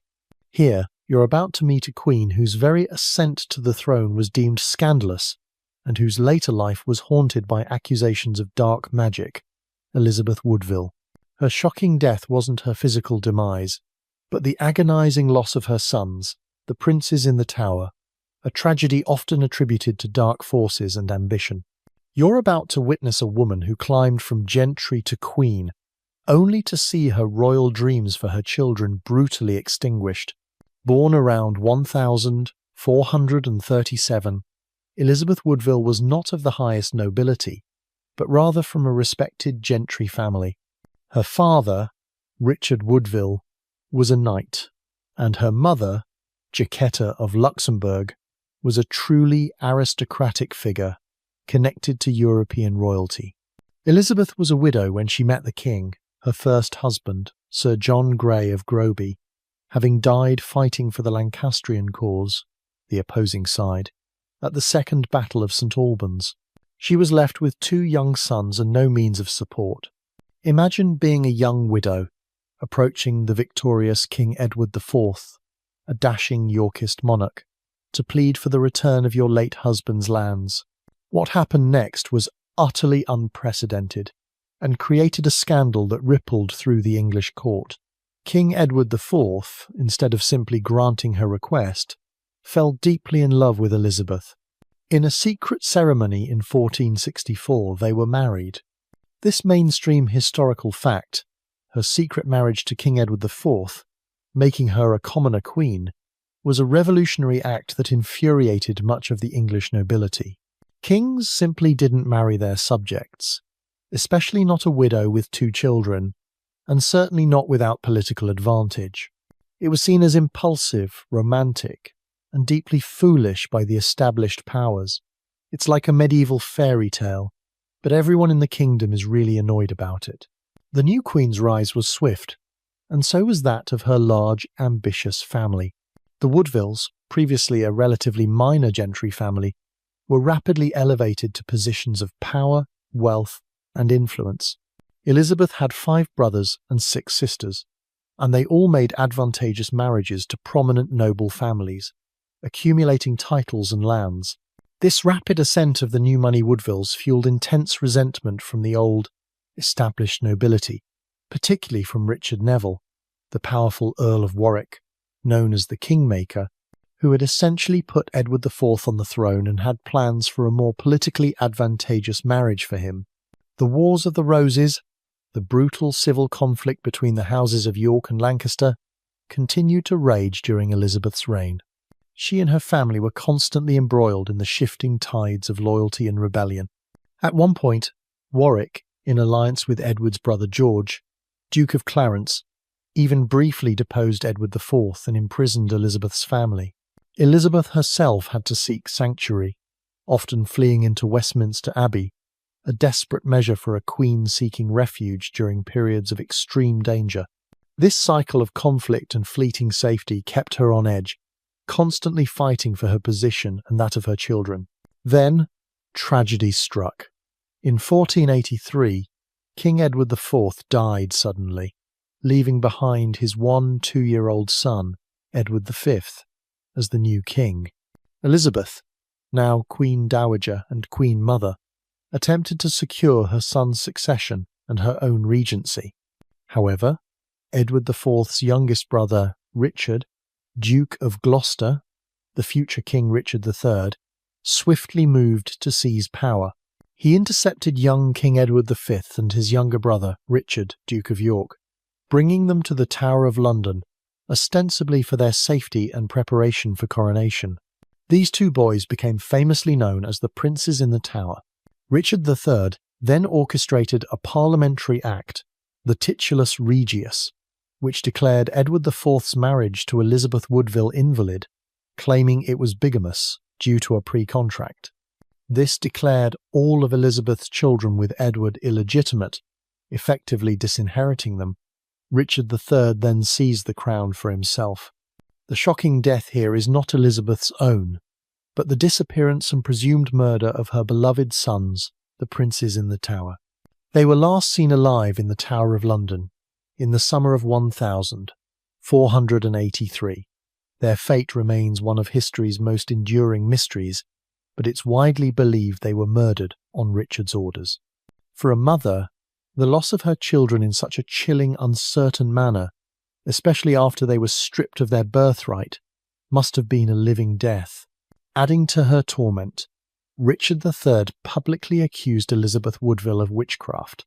This quirky tidbit of her being directly accused of witchcraft by the king himself, complete with bizarre claims about her supposed use of magic to wither his arm, highlights the desperate measures taken in the political arena. Her mother, Jacquetta, had also faced similar accusations years earlier. These were not just baseless insults.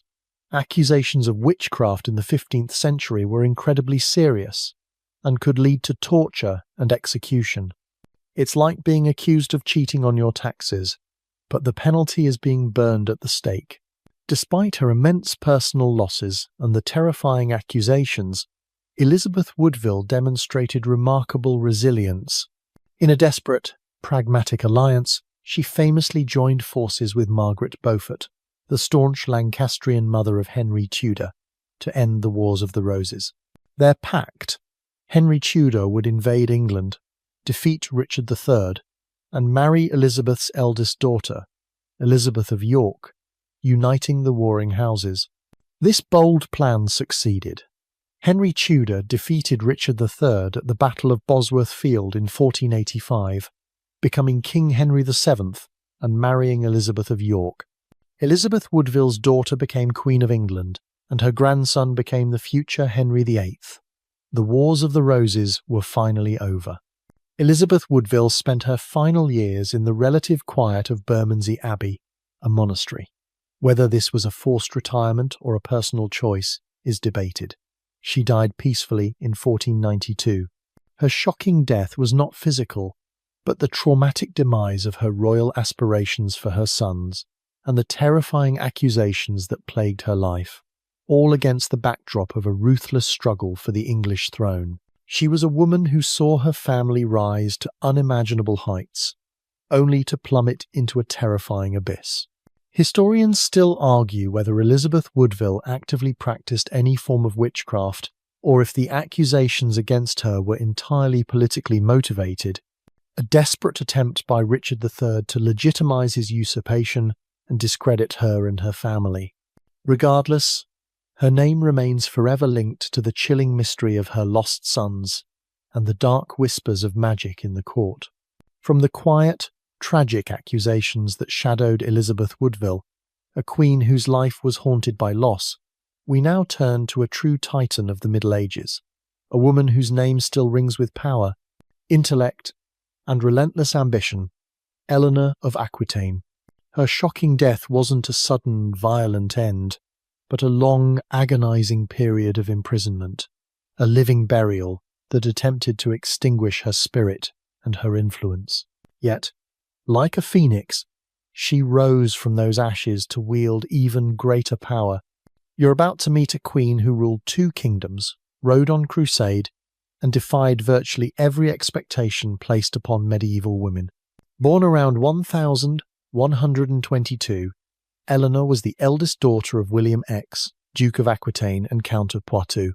This mainstream historical fact of her birth into the ruling house of Aquitaine made her the heiress to one of the largest and wealthiest fiefdoms in France, a territory larger than the King of France's own domain.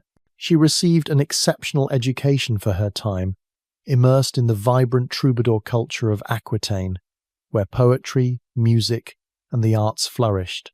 Imagine a childhood filled with knights and troubadours, where intellectual pursuits were as valued as martial ones. Quite the upgrade from a quiet convent, wouldn't you say? In 1137, at just 15 years old, she inherited the Duchy of Aquitaine upon her father's sudden death. Her vast inheritance made her the most desirable bride in Europe. She immediately married Louis VII, the new King of France. This marriage united Eleanor's vast and wealthy lands with the French crown, making Louis the most powerful king in Europe. However, their personalities clashed profoundly. Louis was pious, ascetic, and rather meek, while Eleanor was vibrant, headstrong, and accustomed to the more liberal culture of Aquitaine. Their relationship deteriorated, especially during the ill-fated Second Crusade, 1147 to 1149. Eleanor famously accompanied Louis on the crusade, bringing her own vast retinue of Aquitanian knights, and, according to some accounts, even female warriors or courtesans, and allegedly dressing in trousers. This quirky tidbit of her participation in the crusade, challenging gender norms and scandalizing the pious Louis, highlights her rebellious spirit. It's like bringing your entire glamping setup to a military expedition, and everyone else is just trying to survive. Their marriage was annulled in 1152, on the grounds of consanguinity. They were distantly related, a convenient excuse. Barely 2 months later, in one of the most audacious moves in medieval history, Eleanor married Henry Plantagenet, Duke of Normandy and Count of Anjou, who was a decade her junior. This mainstream historical fact of her controversial second marriage, occurring so quickly after her annulment, completely reshaped the map of Europe. Henry, through marriage to Eleanor and his own inherited lands, suddenly controlled a vast Angevin empire that stretched from Scotland to the Pyrenees, dwarfing the French king's domain. It was a diplomatic chess move that would define centuries of Anglo-French relations. You could say she really knew how to bounce back from a breakup.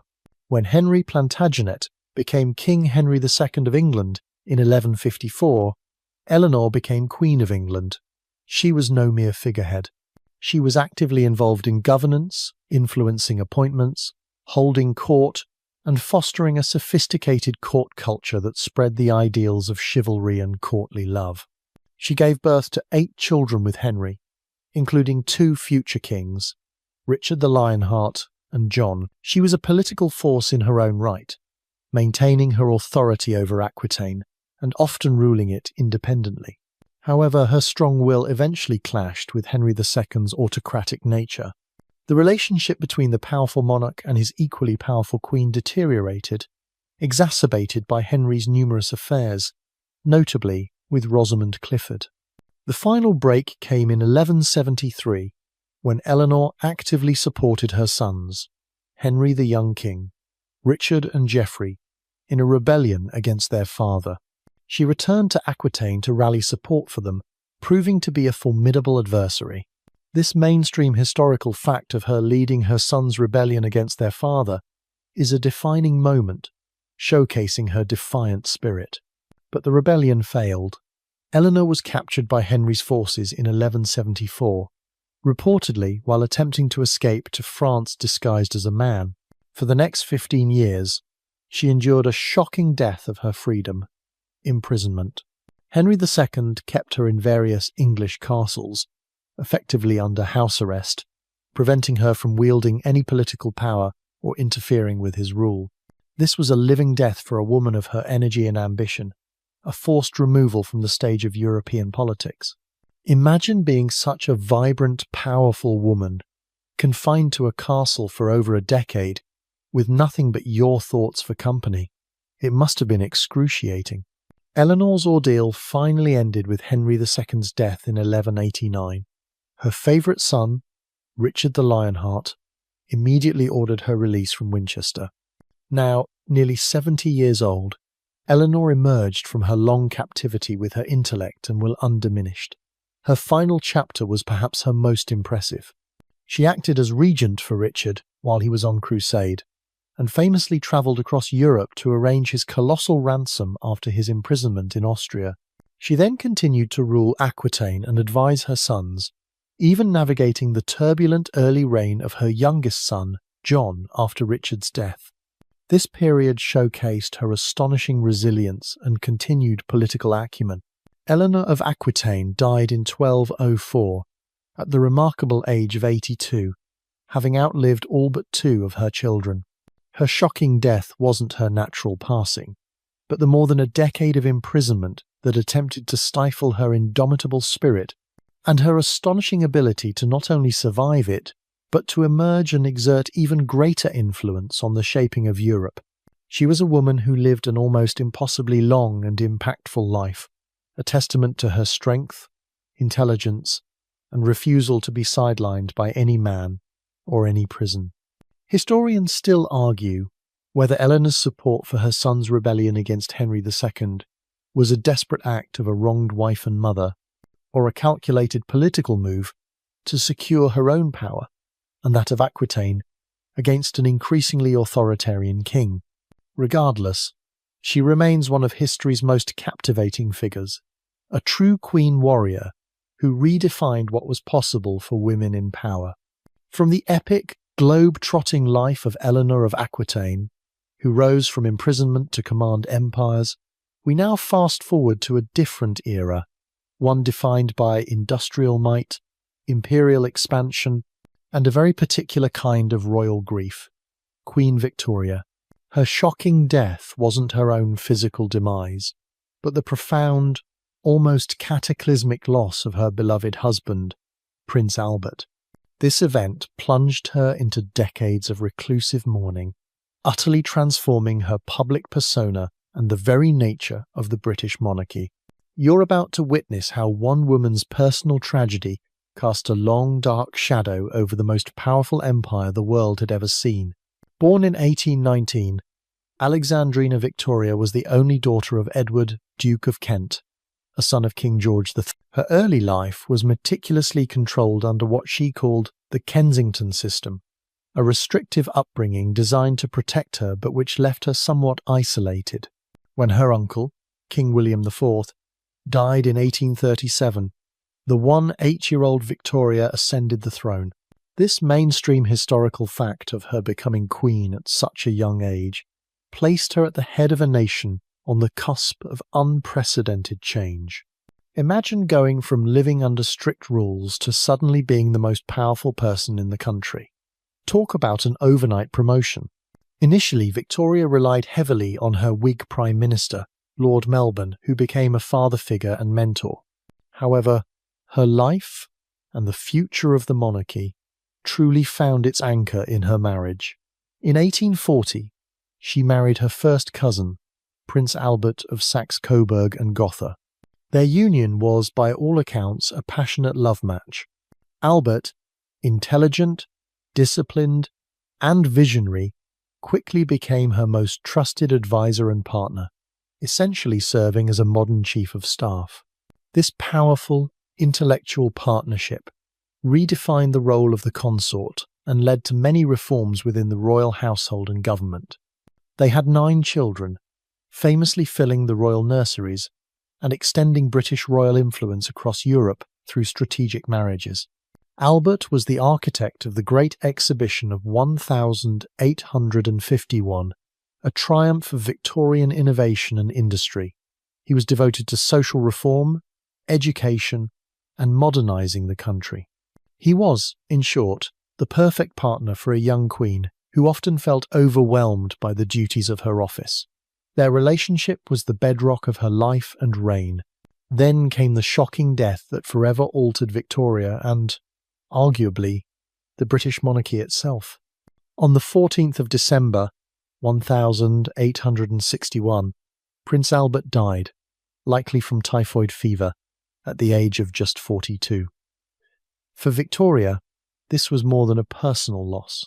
It was the collapse of her entire world. She was utterly devastated, plunging into a profound and prolonged period of grief from which she never truly recovered. This mainstream historical fact of Albert's early death and Victoria's subsequent lifelong mourning is the central, shocking aspect of her reign. Imagine losing the love of your life and your most trusted confidant overnight, leaving you alone to manage an empire. That's a whole new level of heartbreak. Victoria's reaction to Albert's death was extreme and unwavering. For the remaining 40 years of her life, she wore black, withdrew almost entirely from public view, and rarely visited London. She became known as the Widow of Windsor, conducting her royal duties largely from her beloved Balmoral in Scotland or Osborne House on the Isle of Wight. She insisted that Albert's rooms be kept exactly as he left them, with fresh water and clothes laid out daily for decades, a truly quirky tidbit that showcases the depth and eccentricity of her mourning. It's like having a ghost roommate, but the ghost is your incredibly organised late husband. Her prolonged seclusion led to growing public dissatisfaction.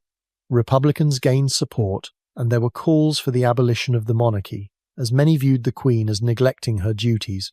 She was deeply unpopular for a period, with cartoons depicting her as a recluse hiding behind locked gates.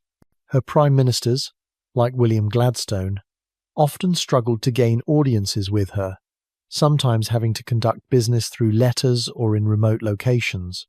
However, despite her personal withdrawal, Victoria never ceased to be queen. She meticulously attended to her red boxes, corresponded with her ministers, and exerted significant political influence behind the scenes. She adapted to a new role, becoming a symbol of stability and continuity, rather than a highly visible, active monarch. Her grief, while personally debilitating, inadvertently added a layer of mystique to the crown. Her gradual return to public life was largely orchestrated by her astute Prime Minister, Benjamin Disraeli, who understood the power of pomp and pageantry. He played a key role in restoring her public image, famously making her Empress of India in 1876, a title that cemented her symbolic role at the head of the vast British Empire. This mainstream historical fact of her becoming Empress of India underscored the global reach of her power. In her later years, Victoria enjoyed a resurgence of immense popularity. Her Golden Jubilee in 1887 and Diamond Jubilee in 1897 were spectacular celebrations of empire, royalty, and national pride, with parades featuring soldiers from every corner of her vast dominions. She became a beloved grandmother figure to Europe, her numerous children and grandchildren intermarrying into almost every major royal house. By the end of her reign, she was a true icon, embodying the strength, stability, and moral certitude of the Victorian era. Queen Victoria died on the 22nd of January, 1901, at the age of 81, having reigned for an astonishing 63 years and 7 months, a record until surpassed by Elizabeth II. Her shocking death was not her own end, but the devastating loss of Albert, a personal tragedy that shaped 4 decades of her reign and transformed the monarchy into a symbol of quiet resilience and moral rectitude. She was a queen defined by grief, who, in her profound mourning, unwittingly forged a new kind of modern royalty. Historians still argue whether Queen Victoria's prolonged withdrawal from public life after Albert's death was a genuine reflection of her grief or a calculated strategic move to enhance the mystique and stability of the monarchy in a changing political landscape. Regardless, her legacy remains immense, a powerful woman whose private sorrow profoundly shaped a public empire. You could say she truly perfected the art of grieving in style. From the prolonged, dignified mourning of Queen Victoria, who transformed personal grief into imperial mystique, we now travel to a far more volatile and tragic royal figure, whose life moved from unimaginable opulence to the brutal simplicity of the guillotine, Marie Antoinette. Her shocking death wasn't merely a personal end, but the ultimate symbol of a kingdom's collapse, a public act of vengeance against a queen seen as the embodiment of everything wrong with the old regime. You're about to witness how an innocent, lavish foreign princess became the most hated woman in France, her fate inextricably linked to the thunderous roar of revolution. Born in 1755, Maria Antonia Josepha Johanna was an Archduchess of Austria, the 15th and second youngest child of Empress Maria Theresa and Holy Roman Emperor Francis I. This mainstream historical fact of her Austrian Habsburg lineage meant she was born into one of Europe's most powerful and formal courts. Her childhood, while privileged, was also less formal than one might expect for a future queen, and she struggled with her studies, particularly writing and grammar. She was lively, charming, and enjoyed music and dancing, a stark contrast to the rigid etiquette she would soon face. At the age of 14, in 1770, she was sent to France to marry Louis Auguste, the Dauphin, heir to the French throne. This marriage was a grand diplomatic alliance, designed to solidify peace between France and Austria, former bitter rivals. Her journey to France was an elaborate affair, culminating in a lavish wedding ceremony at Versailles. Imagine being a teenager, leaving your entire family behind, and arriving at a palace of unparalleled splendor, where every single move, every single breath, is dictated by ancient, arcane rules of etiquette. It's like being dropped into the most exclusive, high-stakes finishing school, but the lessons are about curtsying correctly and not offending anyone important. Her early years at Versailles were marked by intense pressure. She struggled to adapt to the formal, often stifling court life. She also failed to produce an heir for many years, a grave concern for a queen, which led to whispers and ridicule. Louis Auguste, a shy and awkward young man, was initially unable to consummate the marriage. This long delay fueled gossip and made her vulnerable to criticism. To cope with the immense stress and boredom, Marie Antoinette sought refuge in extravagant fashion, elaborate gambling, and building her personal retreat, the Petit Trianon, with its picturesque Queen's Hamlet where she played at being a peasant. When Louis Auguste became King Louis XVI in 1774, Marie Antoinette became Queen of France. Her reputation for lavish spending and her perceived detachment from the struggles of the French people grew. The infamous, and likely apocryphal, quote, "Let them eat cake," which she supposedly uttered when told the peasants had no bread, perfectly encapsulated the public's view of her as frivolous and uncaring. This quirky tidbit, though probably untrue, became a powerful symbol of her image problem. It's like a medieval meme that just spiraled out of control. As the financial crisis in France deepened and social unrest simmered, Marie Antoinette became a lightning rod for public anger. She was called Madame Deficit, and was relentlessly targeted by scurrilous pamphlets and rumours that painted her as immoral, manipulative, and deeply disloyal to France, always referred to as the Austrian woman. This deep-seated unpopularity, fueled by a mixture of genuine extravagance and vicious propaganda, would prove fatal. The French Revolution erupted with the storming of the Bastille in July 1789. The royal family's gilded cage at Versailles became a prison. In October 1789, the royal family was forcibly removed from Versailles by an angry mob and taken to the Tuileries Palace in Paris, essentially prisoners of the revolution. Their attempts to compromise with the revolutionaries were too little, too late.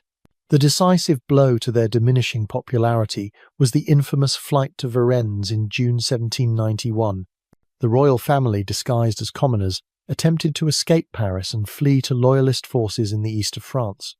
They were recognised and dramatically captured in the town of Varennes and dragged back to Paris, their reputation utterly destroyed.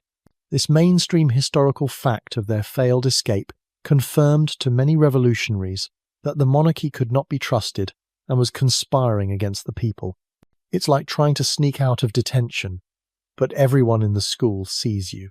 After the monarchy was formally abolished in 1792, the royal family was imprisoned in the grim Temple Tower.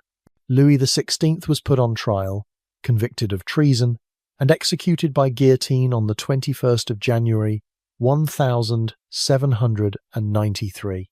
This left Marie Antoinette a widow, isolated and heartbroken, awaiting her own inevitable fate. Her trial began in October 1793, orchestrated by the Revolutionary Tribunal. It was a sham, filled with outrageous and humiliating accusations, including incest with her young son, designed to demonize her and justify her execution. Despite the degradation, Marie Antoinette maintained a remarkable dignity throughout the proceedings, famously responding to the incest accusation by appealing to the mothers in the courtroom.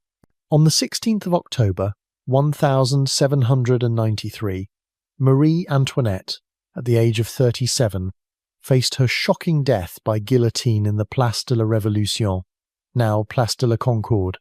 Unlike her husband, who rode in a carriage, she was transported to the scaffold in an open cart, her hands tied behind her back, her hair roughly shorn for the blade.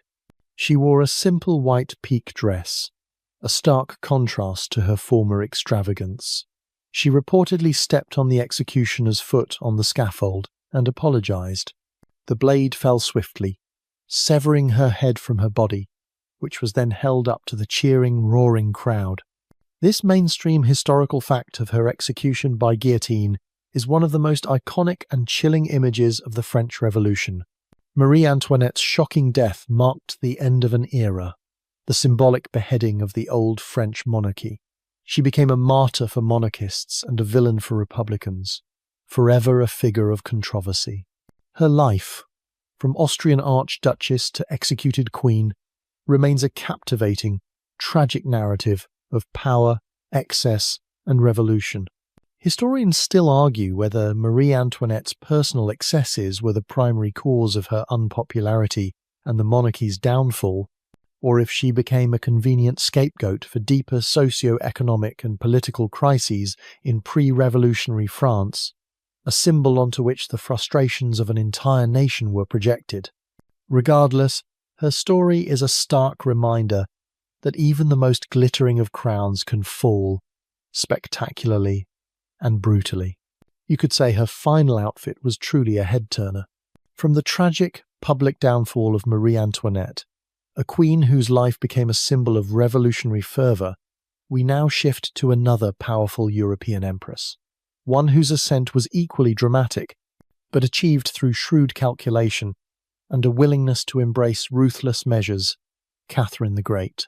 Her shocking death wasn't her own physical end, but the violent, sudden demise of her unpopular husband, allowing her to seize the throne in a breathtaking palace coup that forever altered the course of Russian history.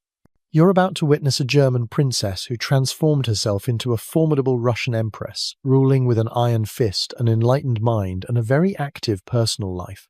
Born Sophie of Anhalt-Zerbst in 1729, she was a minor German princess from a small, insignificant principality. This mainstream historical fact of her humble German origins is crucial to understanding her later ambition. Her ambitious mother, eager for a royal match, manoeuvred her into an arranged marriage with Grand Duke Peter, nephew and heir to Empress Elizabeth of Russia. At the age of 14, Sophie embarked on her journey to a vast, unfamiliar land. Imagine leaving your tiny little German castle to marry into the intimidating grandeur of the Russian imperial court. Talk about a culture shock. Upon her arrival in Russia, she converted to Russian Orthodoxy, adopted the name Catherine, Ekaterina, and immersed herself in Russian language and culture, a shrewd move that would later win her the loyalty of the people. Her marriage to Peter, however, was a disaster. He was volatile, childish, and possibly impotent, openly preferring his mistresses and displaying a profound immaturity. Their marriage was largely unconsummated for years, and Catherine found herself isolated and miserable in the cold, opulent palaces of Russia. She filled her time with extensive reading, devouring books on philosophy, law, and history, particularly the ideas of the Enlightenment. This period of quiet self-education would prove instrumental in shaping her into the enlightened empress she would become. It's like getting your PhD in governance while stuck in a terrible marriage. The power vacuum created by Empress Elizabeth's declining health, coupled with Peter's increasingly erratic and unpopular behaviour, set the stage for a dramatic upheaval. When Empress Elizabeth died in 1762, Peter ascended the throne as Emperor Peter III. His brief 6-month reign was a cascade of disastrous decisions. He alienated the powerful Russian Orthodox Church, withdrew Russia from the successful 7 Years' War, angering the military, and openly admired Frederick the Great of Prussia, Russia's recent enemy. He even threatened to make his mistress Empress, which was probably not the best way to win over your wife. The shocking death that catapulted Catherine to power was the swift, decisive palace coup of 1762, orchestrated by her powerful lovers and allies, most notably Grigory Orlov and his brothers, who commanded the Imperial Guard. This mainstream historical fact of her seizing power through a coup is the defining act of her ascent. Peter III was overthrown, arrested, and shortly thereafter died under suspicious circumstances, likely murdered by Orlov's men. Catherine, despite her later denials, almost certainly knew of, and benefited from, the plot to remove Peter, even if she didn't directly order his death.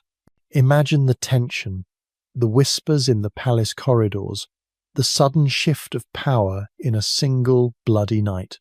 It's like a season finale of a very high-stakes political drama. With Peter removed, Catherine immediately proclaimed herself empress. Her foreign birth and lack of a direct claim to the throne, her son Paul was the legitimate heir, made her position precarious.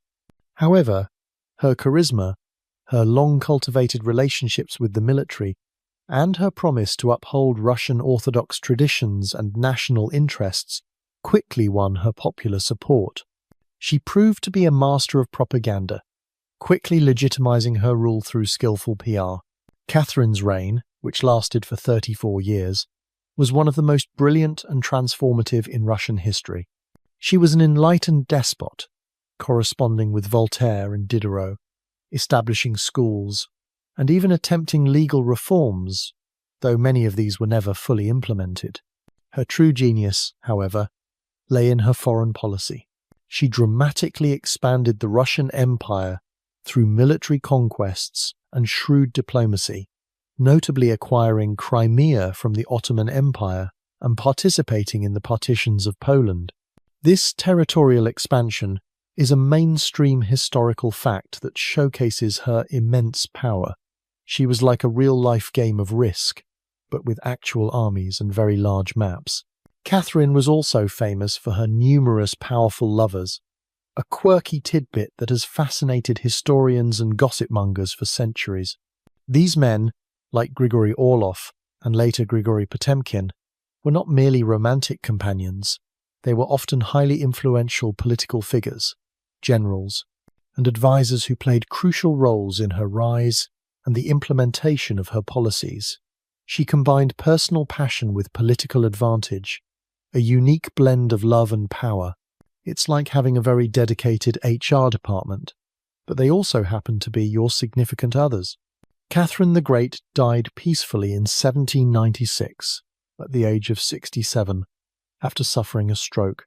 Her shocking death wasn't her own demise, but the violent overthrow of her husband that cleared her path to power, and the daring, unconventional way she ruled a vast empire. She was a woman of immense contradictions, an advocate for Enlightenment ideals who also expanded serfdom, a cultural patron who seized power through a bloody coup. Historians still argue whether Catherine the Great was directly complicit in the murder of her husband Peter III, or if she merely benefited from the actions of her co-conspirators, skillfully turning a bloody event into her own opportunity. Regardless, her legacy remains that of one of the most formidable and fascinating female rulers in history, a true Iron Empress who shaped an entire continent. From the calculating brilliance of Catherine the Great, who seized her throne through a bold coup and ruled with expansive ambition, we now return to England, to a queen whose reign was defined by fervent faith, tragic disappointment, and a legacy of horrifying brutality, Queen Mary I, forever known as Bloody Mary. Her shocking death isn't a single dramatic event like an execution or assassination, but the systematic extinguishing of lives, hundreds of lives, in a desperate attempt to force an entire nation back to the faith of her ancestors. You're about to witness a queen whose deeply personal struggles became terrifyingly public, etching her name in history with fire and blood. Born in 1516, Mary was the only surviving child of King Henry VIII and his first wife, Catherine of Aragon. This mainstream historical fact of her parentage placed her at the very heart of the English monarchy, and tragically, at the centre of the unfolding drama of the English Reformation. Her childhood was initially privileged, as Princess Mary, heir presumptive to the throne. However, it was shattered by her father's relentless pursuit of a male heir and his desire to divorce her mother. Mary was declared illegitimate, separated from her mother, stripped of her royal title, and forced to acknowledge her own illegitimacy and her father's supremacy over the church. Imagine living that kind of childhood, constantly told you don't exist, and denied access to your own mother. It's like a really dark, drawn-out episode of a royal soap opera. Despite immense pressure, Mary remained steadfastly Catholic, a deep devotion inherited from her Spanish mother. She endured the reigns of her Protestant half-siblings, Edward VI, maintaining her faith, often defying royal decrees, and quietly building a base of loyal Catholic support. When Edward VI died in 1553, a Protestant coup attempted to place Lady Jane Grey, remember her, our 9-day queen from section 21, on the throne. But Mary, with remarkable courage, rallied her supporters, leading a triumphant march on London. Her claim, based on her father's original will and legitimate birth, resonated with the populace, who largely rejected the illegal manipulation of the succession. This mainstream historical fact of her popular triumph over the Lady Jane Grey coup highlights her early public support. In 1553, Mary was crowned Queen Regnant of England, the first undisputed queen to rule in her own right. Her initial popularity was immense. The people cheered her as the rightful heir, and many hoped for a return to stability after years of religious upheaval and dynastic uncertainty. Her primary goal, however, was not just political stability, but the restoration of Catholicism to England. This was her profound personal mission, driven by her unwavering faith and her belief that her kingdom had strayed from the true path. Her first major step to secure this goal was her marriage to Philip II of Spain, son of the Holy Roman Emperor Charles V. This decision, announced in 1554, was deeply unpopular. Philip was a staunch Catholic and heir to the vast, powerful Spanish Empire. English people feared that England would become a mere satellite of Spain, dragged into foreign wars, and that Spanish influence would dominate their land. This mainstream historical fact of her Spanish marriage severely eroded her initial popularity and fueled widespread anti-Catholic and anti-Spanish sentiment. It's like marrying someone your entire family hates, and then wondering why Christmas dinners are so awkward. But the marriage was only the beginning of her efforts to reverse the Reformation. Mary saw herself as God's instrument to cleanse England of heresy. In 1554, she formally reconciled England with the papacy. Then, in 1555, the heresy laws were revived. What followed was the horrifying campaign for which she earned her infamous epithet, Bloody Mary. Over the next 3 years, nearly 300 religious dissenters, men and women, clergy and commoners, were burned at the stake as heretics. This systematic execution of Protestants is the defining, shocking death associated with her reign. Imagine the screams, the smell of burning flesh, the public spectacle of such brutal religious persecution. These weren't isolated incidents. They were state-sanctioned acts of terror intended to force conformity. Beyond these public atrocities, Mary endured immense personal suffering. Her most desperate desire was to produce an heir, a Catholic child who would secure the Catholic succession and prevent her Protestant half-sister Elizabeth from inheriting the throne. Twice, Mary experienced what are known as phantom pregnancies, where she displayed all the symptoms of pregnancy, morning sickness, swelling, even milk production, only for no child to appear. This quirky tidbit of her phantom pregnancies is incredibly tragic, highlighting her deep emotional and religious anguish. She desperately believed God would grant her a child to save England, and her repeated disappointments, coupled with the horrors of heretics burning, plunged her into deep despair. It's like waiting for a baby for months, buying all the tiny outfits, and then realizing it was all just a cruel trick of the body. Her final years were marked by illness and further national humiliation. In 1558, England lost Calais, its last remaining possession on the European mainland, a deep blow to national pride and a symbolic end to centuries of English presence in France. Mary reportedly said that when she died, Calais would be found engraved on her heart. Queen Mary I died on the 17th of November, 1558, at the age of 42, likely from uterine cancer or an ovarian cyst. Her shocking death wasn't her physical demise, but the brutal legacy of her religious persecutions and her profound personal tragedies, which solidified her reputation as Bloody Mary in the annals of history. She was a queen driven by an unshakable faith, but one whose methods backfired catastrophically, alienating her people and ultimately failing to prevent the rise of Protestantism. Historians still argue whether Mary I's religious persecutions were primarily a result of her own fervent personal faith and a desperate desire to undo the Protestant Reformation, or if they were largely driven by political necessity and the zealous counsel of her advisers in a volatile religious climate, reacting to perceived threats to the realm. Regardless, her reign remains a chilling testament to the dangers of zealous belief when allied with absolute power. From the tragic, fiery reign of Mary I, whose zealous faith led to a brutal persecution, we now journey to the sun-drenched sands of ancient Egypt, to a queen whose life was a dazzling tapestry of intellect, charm, and ambition, culminating in a dramatic, self-chosen end. Cleopatra VII. Her shocking death wasn't inflicted by an enemy's blade, but by her own hand, a final defiant act to preserve her dignity and the legacy of her ancient kingdom against the relentless march of Roman power.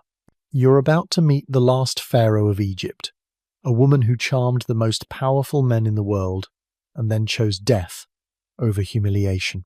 Born in 69 BCE, Cleopatra was a member of the Ptolemaic dynasty, a Macedonian Greek family that had ruled Egypt for nearly 3 centuries after Alexander the Great's conquest.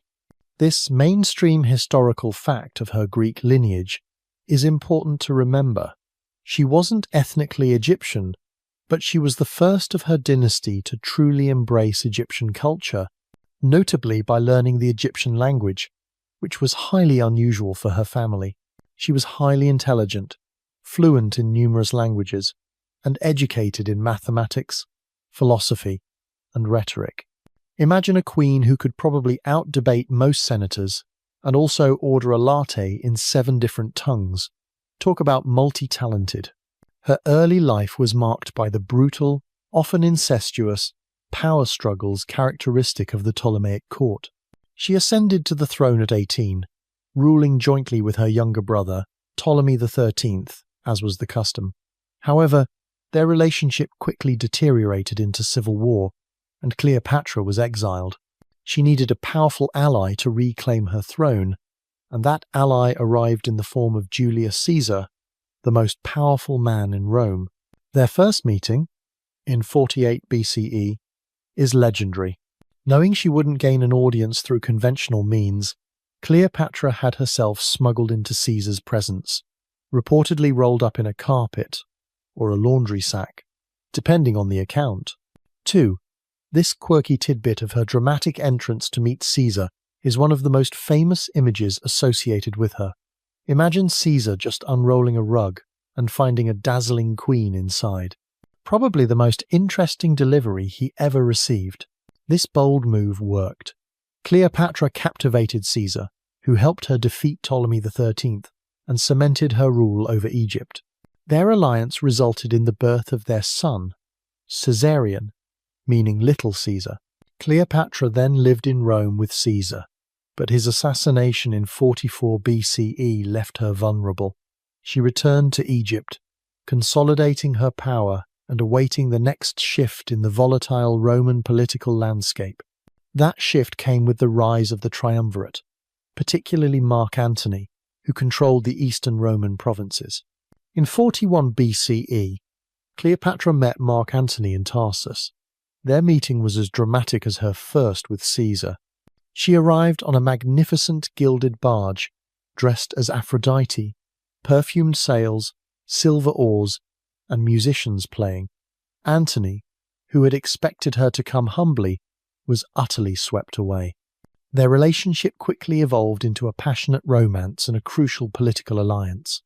This mainstream historical fact of her legendary romance and political partnership with Mark Antony defines her later years. They had 3 children together and dreamed of establishing an Eastern Empire under their joint rule. It was a power couple before power couples were even a thing. However, their ambitions clashed directly with those of Octavian, Caesar's adopted son and heir, who controlled the Western Roman provinces. Octavian launched a relentless propaganda campaign against Antony and Cleopatra, portraying them as decadent, foreign despots, bewitching a Roman general for their own ends. The inevitable conflict culminated in the decisive naval Battle of Actium in 31 BCE.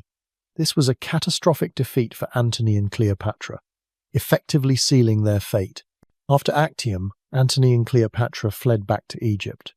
As Octavian's forces closed in, Antony received false news that Cleopatra had committed suicide.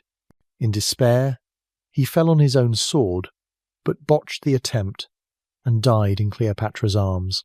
Cleopatra was then captured by Octavian, who intended to parade her through the streets of Rome as a trophy in his triumphal procession. This was the ultimate humiliation for a proud queen. Rather than suffer such a public degradation, Cleopatra chose her own shocking death. On the 12th of August, 30 BCE, she famously committed suicide, allegedly by inducing an asp, an Egyptian cobra, to bite her, though the exact method remains debated by historians. It could have been poison. This mainstream historical fact of her suicide by asp bite cemented her legend. She was found dead in her chambers, surrounded by her loyal handmaidens who had also taken their own lives.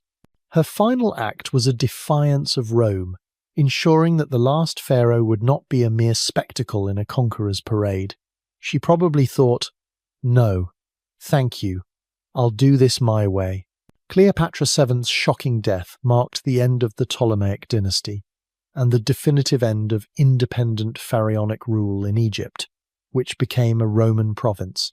She was a queen of immense charisma, intelligence, and ambition, whose personal life was inextricably linked to the highest echelons of Roman power. Her legend endures, a testament to her allure and her tragic end. Historians still argue whether Cleopatra's relationships with Caesar and Antony were primarily driven by genuine affection and passion, or by calculated political ambition to secure her throne and protect Egypt's independence from Rome. Regardless, her story remains one of history's most compelling tales of power, love, and ultimate, defiant sacrifice. From the strategic, self-chosen end of Cleopatra, the last pharaoh who defied Roman humiliation, we now journey back in time to the wild, untamed lands of Roman Britain, where a fierce Celtic queen rose from brutal personal tragedy to unleash a whirlwind of vengeance, Boudica. Her shocking death isn't just her own mysterious demise, but the violent, visceral acts of retribution that she led, wiping out entire Roman settlements in a blaze of defiance. You're about to witness a warrior queen who pushed to the absolute breaking point, ignited a rebellion that shook the very foundations of Roman control. Born into the Iceni tribe in what is now East Anglia, England, around 30 AD, Boudica was queen and wife of King Prasutagus. This mainstream historical fact of her leadership within the Iceni tribe is key to understanding her authority. The Iceni were initially a client kingdom of Rome, meaning they maintained some independence in exchange for loyalty to the Roman Empire, which had conquered much of southern Britain in 43 AD. It was a shaky peace, a sort of reluctant partnership between fierce Celtic tribes and the ironclad legions of Rome. The precarious peace shattered upon the death of King Prasutagus in 60 or 61 AD. Prasutagus, hoping to preserve his family's rule and his kingdom, made a will leaving his kingdom jointly to his two daughters and the Roman Emperor Nero. He believed this compromise would secure the Iceni's future. However, the Romans saw it differently. They disregarded his will entirely, treating the Iceni kingdom as conquered territory. Roman procurator Catus Decianus seized Iceni property and, in a horrifying act of brutality that served as Boudica's personal shocking death and the spark for her rebellion, Boudica herself was publicly flogged, and her daughters were raped by Roman soldiers. Imagine the sheer outrage, the humiliation, the profound violation inflicted upon a queen and her daughters. This was not just a personal affront, it was a devastating assault on the dignity of her people and their sovereignty. The Romans had grievously miscalculated. They had humiliated a queen, but they had also unleashed a furious, charismatic leader. Boudica, driven by an unquenchable thirst for vengeance and a fierce desire to protect her people, immediately rallied the Iceni. Other disgruntled tribes, including the Trinovantes, who resented the Roman presence in their former capital, Camulodunum, modern Colchester, quickly joined her cause. Boudica was described by Roman historians as tall, with a harsh voice, a mass of long red hair, a golden torque around her neck, and a multicoloured tunic. This quirky tidbit of her striking appearance, according to Roman sources, paints a vivid picture of a formidable war leader. She would address her troops from a war chariot, a true warrior queen inspiring her people to a desperate, glorious fight. What followed was a terrifying whirlwind of destruction. The Britons, under Boudica's leadership, swept through Roman Britain with savage fury. Their first target was Camulodunum, the former capital of the Trinovantes and now a Roman colony, notorious for its temple dedicated to the deified Emperor Claudius, which was seen as a symbol of Roman oppression. They burned it to the ground, slaughtering everyone they found. Then they turned their attention to Londinium, modern London, a bustling Roman trading settlement. The Roman governor, Suetonius Paulinus, absent campaigning in Wales, received news of the uprising but made the grim decision to abandon Londinium, deeming it indefensible. The Britons poured in, massacring the inhabitants and burning the city to ash. Verulamium, St. Albans, met a similar fate. The sheer scale of the destruction and slaughter estimated to be between 70,000 to 80,000. Romans and pro-Roman Britons is a mainstream historical fact that highlights the devastating effectiveness of Boudica's initial rebellion. It's like a medieval version of a disaster movie, but the monster is an army led by a furious queen. The very survival of Roman Britain hung by a thread. Governor Suetonius Paulinus, having abandoned Londinium, quickly regrouped his relatively small force of legionaries and auxiliaries. He chose his battleground carefully, a narrow defile that would protect his flanks and negate the Britons' overwhelming numerical superiority. The final, decisive battle, the location of which is still debated by historians, was a brutal, bloody clash. Boudicca's vast army, estimated to be over 100,000 warriors, charged with their characteristic ferocity, but the disciplined Roman legions, standing firm, unleashed volleys of javelins and then engaged in close-quarters combat.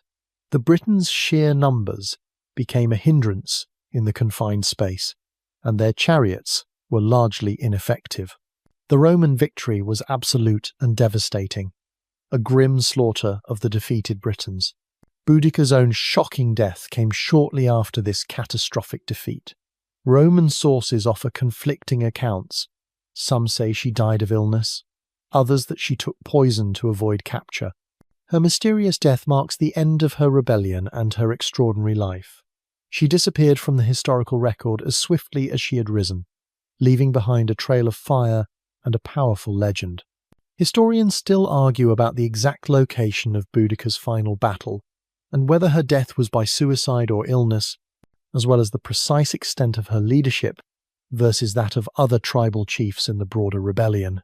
Regardless, her legacy as a symbol of fierce resistance remains. Boudicca's story is a compelling testament to the spirit of defiance against oppression. She was a woman who, in the face of unspeakable personal and national humiliation, refused to submit. Her shocking acts of vengeance and her mysterious end cemented her place as one of history's most iconic warrior queens, a fiery legend whose spirit continues to inspire. You could say she was the original "Don't mess with me" queen, and Rome definitely learned that the hard way. And with that, we conclude our journey through the tumultuous lives of these magnificent, brilliant, and sometimes controversial queens. From Constance of Sicily's quiet sacrifice to secure her son's kingdom, to Catherine de' Medici's ruthless survival amidst religious storms, or Marie Antoinette's public and tragic end beneath the guillotine, we've witnessed Eleanor of Aquitaine's astonishing resilience as she rose from captivity, and Queen Victoria's enduring grief after her profound personal loss. Then there's Boudicca's fiery eruption as she rose from the ashes, and Cleopatra's proud choice to end her own reign. Each story is a poignant reminder that a crown, no matter how glittering, carried burdens beyond imagination. These shocking deaths weren't just the end of a life, but often turning points that reshaped history, consequences of brutal decisions, or sometimes sacrifices for a greater cause. Whether accused of witchcraft like Elizabeth Woodville, or implicated in murder like Joanna I of Naples, or branded Bloody Mary for her fervent faith, these women were extraordinary figures in their own rights.